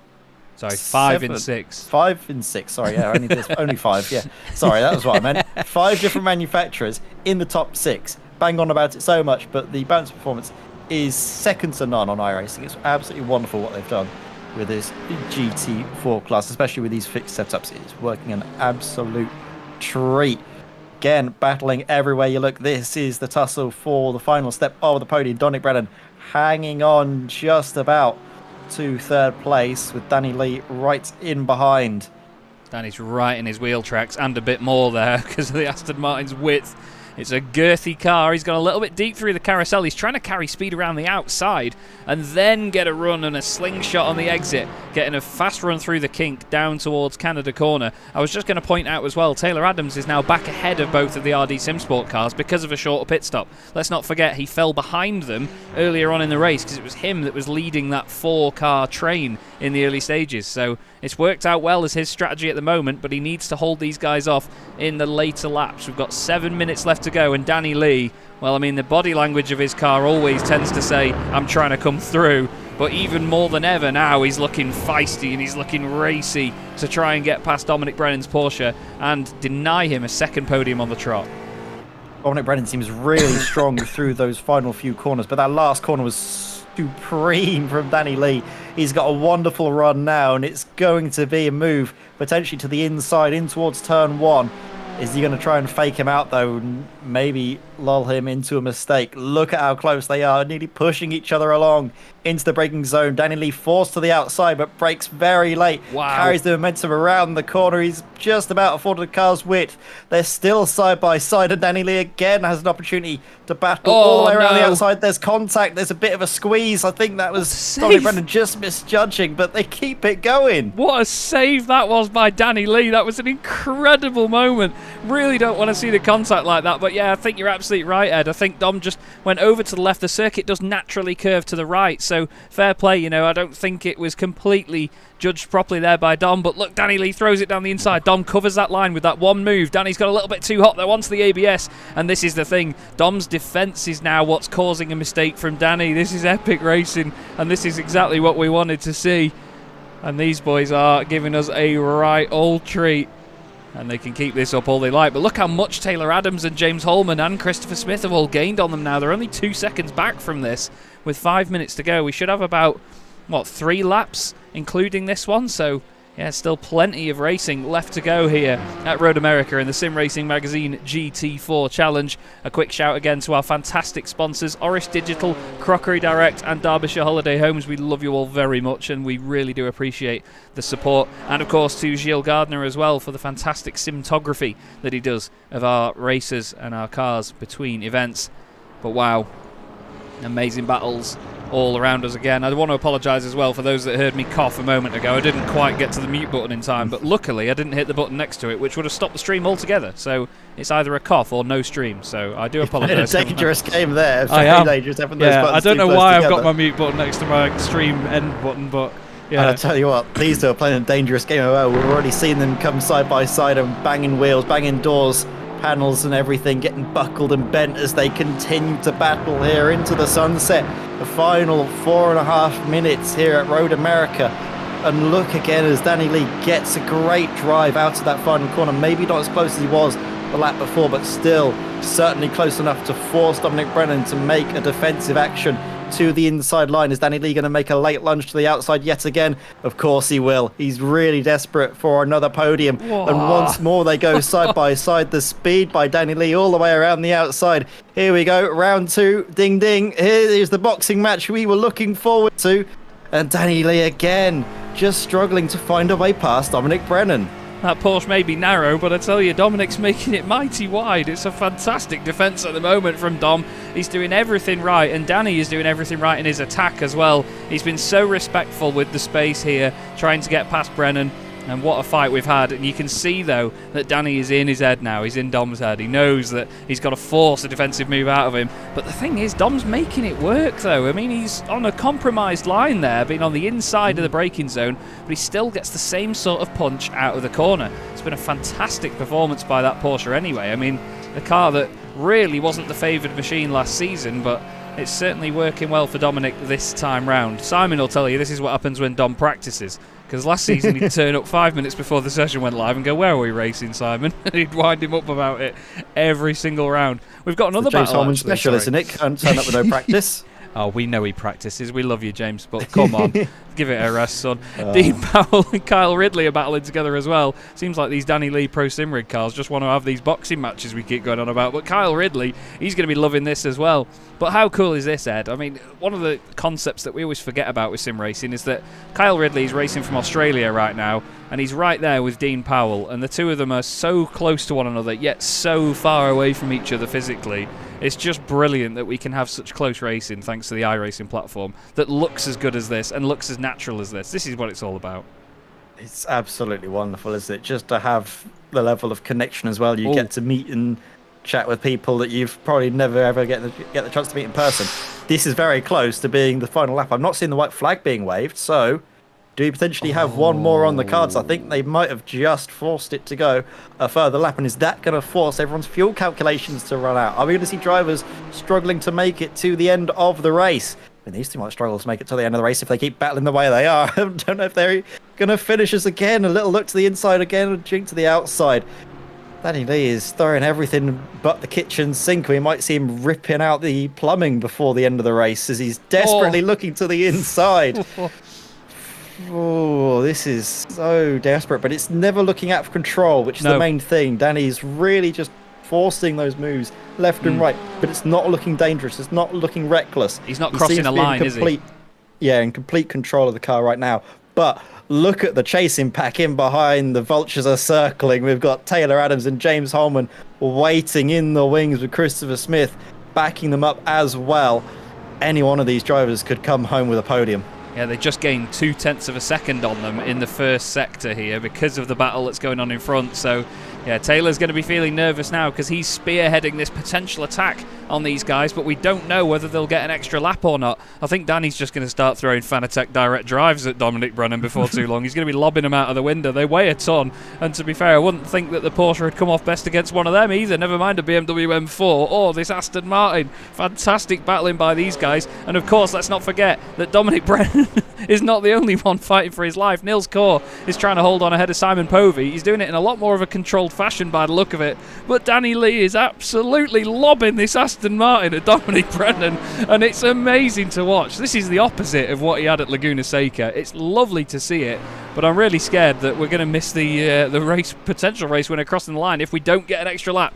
Now look at that. Dominic just puts the car right in the middle of the road. He knows that it's good on the brakes. He knows he can slow it down. Danny's gone a little bit hot into there, and now Taylor Adams is closer to him than he is to Dominic Brennan. Up over the crest of the hill they go. The checkered flag is going to fall, and for the first time in its history, Sim Racing Magazine GT4 Challenge Race is won by Nils Kaur for Satellite Racing ahead of Simon Povey. What a great race between those two, and what a defence by Dominic Brennan. Danny Lee take a bow as well, because that was an epic fight to the end. Brennan's third, Lee is fourth, Taylor Adams fifth, there to James Holman, Christopher Smith as well. Matt Slight is going to finish in 8th place, and there's actually going to be a run to the line for the final 2 places inside the top 10. Dean Powell and Kyle Ridley completely together to the line. It's just Dean Powell. Wow, oh wow, what a race from Road America, Ed. This is exactly what we expected from this place, and boy, it is delivered. Oh, I need to lie down. Oh, I don't know what I need. I might need one of the RS Racing cars to give me a shot of Jaeger after that, because that has certainly got the heart rate going and the adrenaline pumping. Oh my word, and I'm just sitting here in the comments box. I dread to think what those drivers were feeling at those closing stages of the race. Danny Lee seeing, of course, Taylor Adams closing in on him at those dying embers of the race. I think Danny was maybe hoping there was going to be one more lap, but Dominic Brennan, he's going to be so grateful that the checkered flag came, because he had to put an absolute monumental drive to defend that 3rd place, and it is so richly deserved. Both himself and Danny Lee put on an absolute spectacle in those dying embers as Stephen Burns comes across the line there in 16th place. And then we have the squadron of RS Racing cars, Ralph Meyer and Kim Such for RS Racing Green over the line, and then Ryan Penny to round out the point scoring positions in 20th place for RS Racing Yellow. And Nils Kaur, for the first time, takes a win in the Sim Racing Magazine GT4 Challenge. It seems amazing that I'm only saying that now, but he joined us last season in Season 3 as part of the Chicane Online Racing team, and then of course went on to win multiple races in the GT4 Winter Tour. Really showed us what he was made of there, and with the backing of Satellite Racing, he has risen to the top here at Road America with an amazing performance to take the win. And it was that strategy, that middle stint, wasn't it, Ed, that separated him from Simon Povey, took Simon out of slipstreaming range, and he was just able to control pace from there. He opened up enough of a gap in that middle stint. That's what won that race for Nils there. The confidence this man has, and the ability to then back it up, you can't argue with it. Amazing drive, that. It may have been very straightforward. He led the race from start to finish. It doesn't look that exciting and incredible on the score sheet at the end of the night, but that was textbook Nils Kaur. That was an amazing race. But on a circuit like Road America, where the slipstream is so potent, to have a driver like Simon Povey, with the aid of slipstream, not get close enough to make any moves up the inside, that's just immense what Nils Kaur has done tonight. Really amazing drive by him. Yeah, it's great to see him get a race victory. His first race victory as well, like I say, in the GT4 Challenge, in such dominant fashion. Awesome stuff. Nils Kaur wins then, with Simon Povey in second place, and Dominic Brennan taking his second podium of the season. And I tell you what, he worked a lot harder for that one. Danny Lee has to take Most Entertaining Driver of the Night award, because flipping heck, he was all over it for third place. But like we said, he didn't cross the line. There was nothing over the top there. That was just epic. Taylor Adams with a great 5th place for Regenta Sim Racing. James Holman and Christopher Smith in the 8-wheeled RD Simsport car come home in 6th and 7th respectively. Matt Slight is in 8th place after a good run again, with Dean Powell, Danny Lee's teammate, in 9th. Kyle Ridley rounds out the top 10, the Australian driver for Win It or Bin It Racing. Ben Chalcraft recovers from the early incident to finish in 11th. Very well done to Ben. Same with Gary Tall as well, considering that he was in the wall after turn 1. 12th place is not a bad run at all. John Barnes next up in 13th, with Mark Johnson 14th. Paul Goffin finishes in 16th place ahead of Stephen Burns and Drew Fletcher. And then the trio of the Oris racing cars that we saw earlier on, Ralph Meyer, Kim Such and Ryan Penny, round out the top 20. For those that don't know by now, the music has stopped because it doesn't like it when I talk for more than 30 seconds. Then again, neither did my ex-girlfriend. Mike Murphy is in 21st place for Minardi Simsport ahead of John Roberts, with Jakub Szymanski in 23rd. Philip Hopley was the last car on the lead lap. Dennis Van Beelen was 25th ahead of Fausto Pinto and Andy Marston, with Toby Johns classified in 28th. Then we had Peter Brill and Martin Kenyon, with Mike Horder and Efkan Berkier out of the race. Now we can restart the music, Ed. But boy, I mean, we've joked about needing to lie down after that one, but that was possibly one of the best races we've seen in a long time, actually, in the Sim Racing Magazine GT4 Challenge. That was constant entertainment. I know, why didn't we come in more often? We don't come in at all often enough as we should do. This is certainly going to be one of the first rounds written down onto the calendar for next season, because, oh my word, what a treat Road America served up for us tonight. It was an amazing battle all throughout the field. There was action everywhere you looked. I mean, there was that Stephen Burns, Drew Fletcher, just ding-dong, lap after lap, pit stop after pit stop. They seemed to be, again, back to their old tricks, wasn't it? Battling away. And then, of course, Danny Lee, after spending much of the race all by his lonesome, we feared that, again, it was going to be a case of, Laguna Seca all over again. No battles for him. But then, in those dying moments, it just all erupted into just dramatic cacophony of action. And it was just amazing to see. And then, of course, we have this man in for a word with our main man, Chaz Draycott, after just an amazingly, brilliantly measured drive. Nils, you must be absolutely over the moon with that one. What a fantastic way to win that race. It looked like hard work out there. Talk us through it. I'm very happy that I managed to win a race again, especially after the disaster that was last week. I had to push all race. Simon was also really quick. And I couldn't really quite get him out of the draft in the first stint, so I decided to fuel a bit less to try and get away a bit, which worked out quite well. Definitely. But then after pitting the second time, the first few laps were quite slow because I was missing a few too many corners on the higher fuel, so it was really close in the end. Well, it was a very exciting race for us, and like we said then, just as everybody was coming back into the pit lane at the end of the night, on the score sheet and on the lap charts, it won't look like the most exciting race ever, but it was the fact that you made it work with the strategy, and we admired the confidence to go for that as well, you know, to back it up with the pace in that middle stint. What was the plan going into this evening? Was there anything like that in your mind ahead of it, or was it a case of just see what comes your way? I went into this like last week. I didn't really have much time to prepare for it, but luckily I knew this track a lot better than I did Laguna Seca. I have driven a lot of stuff here already, and last year I also won the Road America 500 in GTO here, so I quite like this track. You and me both, mate. It's an absolute belter of a circuit, and it's a shame we don't come here more often, but it's definitely just stapled itself onto Season 5 for whenever that happens. I can tell you that for free. Another circuit that the BMW may like, and maybe yourself, is Daytona next week. How do you feel about going there? If this is going anything like open setup, then it should be quite good. I ran the Raw before the 24 in split 2, and I was also P2 for an hour. And after the pit stop, I sadly got disconnected, so I couldn't finish the race.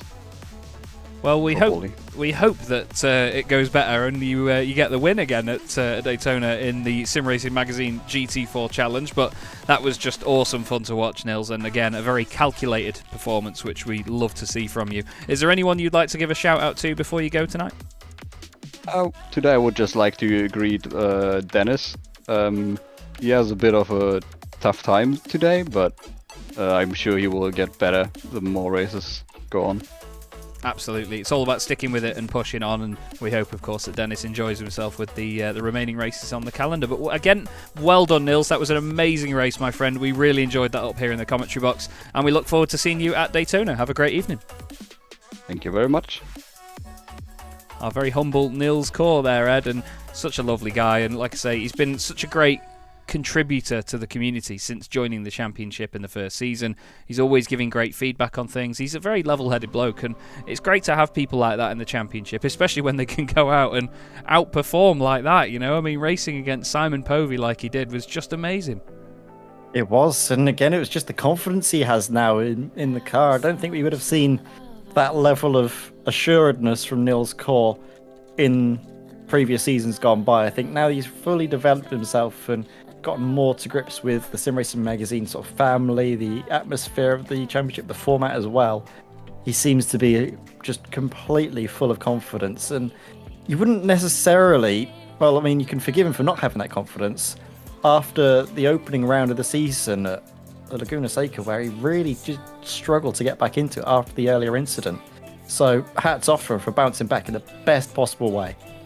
It was absolutely spot on, and to be fair, I think spot on, other than maybe not getting a podium place, might be the way that Danny Lee would describe it this evening. Danny, welcome to the commentary box again, my friend. Might not have been a podium, but I tell you what, that was a much more exciting run for you than Laguna Seca. Well, you know, the first half of that race, it was starting to feel like a bit of an air sandwich. It was in no man's land. It looked like the three of them in front were going to break away. Nobody was quite close enough to be threatening me from behind either. So you're kind of stuck in exam mode then. You know, you're just putting in your laps, trying to keep pace and not fall off. But wow, I'll take that P4. That P3 was well deserved by Dom. He's absolutely. I couldn't get past him. I couldn't pressure him. I couldn't force him into a mistake. He had all bases covered. He only moved when he needed to, and yeah, unshakable. So that's quite concerning for the remainder of the season. I really don't want to end up behind Dom in the race again. Let's try and see if we can avoid that, or if not, we'll have some fireworks anyway. I was going to say, I mean, it would be brilliant entertainment for us, so I think we sort of hope for it as putting the shoe on the other foot. But yeah, I mean, it was a narrow little car on iRacing, that Porsche, but he made it wide enough. But at the end of the day, you know, your attack on him was just amazing to watch as well, with all the little fakes and the moves this way and that way, and trying to get around the outside on the brakes as well. You know, outbraking a car like the Porsche isn't easy, is it? Because that's its real strong point. Well, you know, I like to think of myself as quite an annoying person to have behind. You know, to defend against me, I like to imagine is really, really horrible. For the first time in a long time, I find myself being the flustered one in the attack. He just had, it was like he could read my mind, and he did everything that I would do. And the worst person to fight against is yourself. I'd hate to have me behind me, and I'd also hate to have me in front of me. And he basically did everything I was going to do or would have done in his place. So I really need to sit and think about how I'm going to crack him, because I am sure, based on our pace, we're going to end up on track alongside each other many more times before that. I need to start changing the formula and see if I can beat him on track again. But I really enjoyed that. I definitely hope for more of that. Well, we certainly look forward to more of it as well, mate. It's been great to have you again, and obviously we look forward to having you for the rest of the season. Is there anyone you'd like to give a shout out to before you go? Thanks to the rest of the grid for excellent racing again. Once again, thanks to you guys for the broadcast and putting on a great show. Pro Sim Rig provided the rig which I'm racing on. I'm just testing at the minute. Love it so far. And just everybody watching, thanks very much for giving us your time. Lovely stuff. Thank you very much, Danny. It's a pleasure to have you, mate, and we look forward to seeing you again at Daytona in a week's time. Thank you. Cheers. Cheers. Danny Lee, everybody. Fantastic stuff. And you could hear the smile on his face, couldn't you, Ed? He really enjoyed that race, and I'm not surprised. It was an absolute belter. One of the best battles we've ever seen. Yeah, smiles all around. You could probably hear it in ours during the broadcast when it was all going on, because it was just an amazing battle, and we could tell that Danny Lee's got plenty of tools up his sleeve to try and get the better of those around him. But hats off to Dom Brennan. I know we like to throw sort of awards out for move of the race. Do we reckon we can give him for defense of the race? Because that was something else by Dom. It absolutely was. Yeah, he really put the brick walls up and the towers up. Another driver that had to get his elbows out and battle in that one was Jakub Szymanski, who joins us in the commentary box. Jakub, welcome to the booth. Not quite a points performance today, but you certainly had a lot more battles out there this time. What was that like for you? Tough. I found myself, after the incidents, I found myself in the field where pretty much everyone, like 2 or 3 drivers ahead and behind of me, were running mostly the same pace. So I had to look ahead, I had to look behind me, and most of the time I had to look to my side just to make sure that nobody's in there, because the spotter is good, but he can't look both sides. But it was fun. It was actually very challenging, and I'm very happy with my result. Gaining 8 spots, that's good. Well, absolutely. You know, I always say that if you can finish ahead of where you started in a race, then it's always positive progress. But, you know, it's a very competitive field again this season, isn't it, in the GT4 Challenge? Yeah, well, you can't get much worse if you lost in qualifying, I'll put it that way. But still, I think that the aliens at the front, they have very challenging battles themselves. I'm yet to rewatch the broadcast, but I saw in the chat that it was very challenging for them. And yeah, you're right, because no matter where you look at the grid, there's battles ongoing, and there's people overtaking each other, at least on the tracks where you can do it. Laguna. Yeah, I think if somebody approaches it properly without trying to hero himself into first lap, first corner, you'll have a very long race with a lot of happenings around them. Hopefully good. It was definitely a fantastic example of just how, you know, clean and respectful the racing can be. Of course, there was the incident at the beginning, but you know, you always get that sort of funnel here at Road America, don't you? It's not the easiest of circuits to start a race out. I think the first corner catches a lot of people out, in fairness, because it looks simple, but it's really not. What are your hopes going to Daytona in a week's time, Jakub? Unfortunately, I'm not around for Daytona. Work, but fair play. Looking for Silverstone after that. I like this truck in certain configurations. It's much wider than the first 2 rounds that we run. So I'm expecting a bit more opportunities for overtaking and for battles going on, like 2 or 3 wide, because, well, while Road America and Laguna, I kind of like them. I like Road America more. You have to admit that they're not very wide, and you can't really do much. If there's 2 drivers across, that's it. You can't really get your nose in. And Silverstone gives you those unique opportunities that, let's call it grade 1 trucks give. Not to all of them, but I think it could be exciting. I hope it'll be. So do we. It absolutely should be. It'll be a fantastic round. We always go to Silverstone and we always enjoy ourselves there. Is there anyone you'd like to give a shout out to before you go, Jakub? Yeah, staff, of course, you guys in the broadcast booth, spending your evenings here.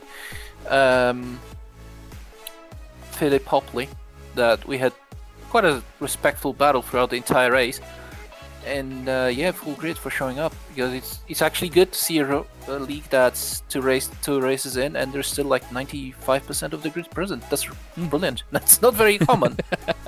Absolutely. Well, thank you very much for jumping in, Jakub. It's great to speak to you, mate. We're glad you're enjoying yourself, and we look forward to seeing you at Silverstone. Have a good one. Yeah, see you then. Cheers. Good friend of ours, Jakub Szymanski, jumps in the box, Ed. It's great to hear from him. Like we said, he's not even in the points tonight, but he doesn't care. He had an enjoyable race, he had some good battles, and that's what it's all about here, isn't it? Yeah, good to see him as well, sticking with the iRace, and I remember actually getting him into it through a Milsim community that we were both a part of, and I apologise for him and his bank account for the financial decisions that he's made on account of my encouragement of him to get into this wonderful hobby that we all have. I'm sure he's getting his money worth, especially with great entertainment that he is more than a part of in the Sim Racing Magazine GT4 Challenge.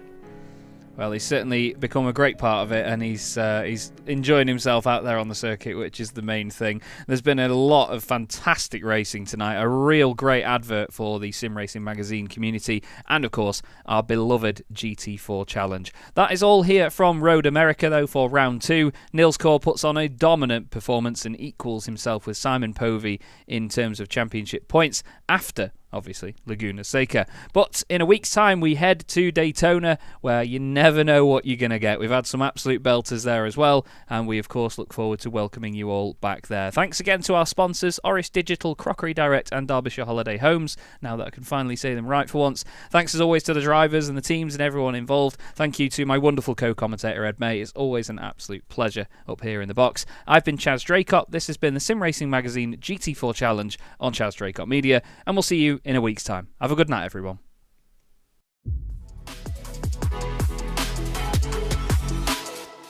Four French drivers at the French Grand Prix trying to win this on the final lap. The 3 wide again, Guillaume down the inside.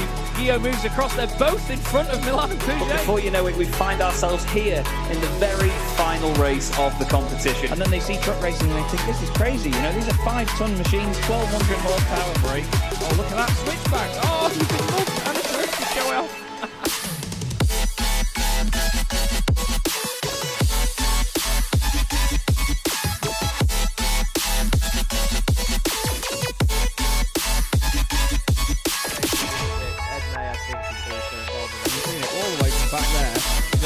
Ben Gregory now, I love this. 10.5 minutes gone. Senna Lanson tries to go for the race lead.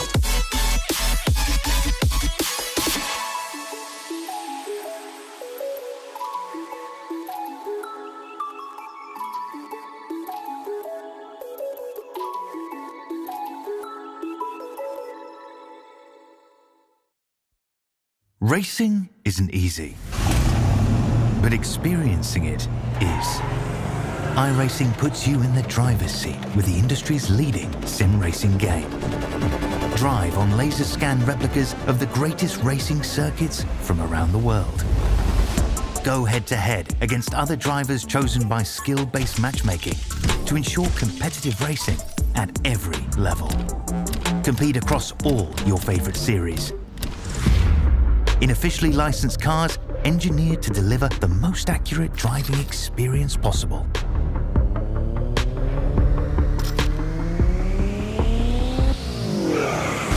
Join a race or host your own with players from across the globe. Race against the computer or in a league with friends. Feel the thrill behind the wheel.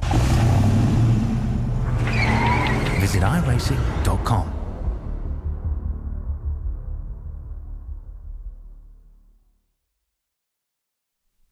Welcome to the latest iRacing series from Chaz Draycott Media, the Dirt Legend Speedway Super League.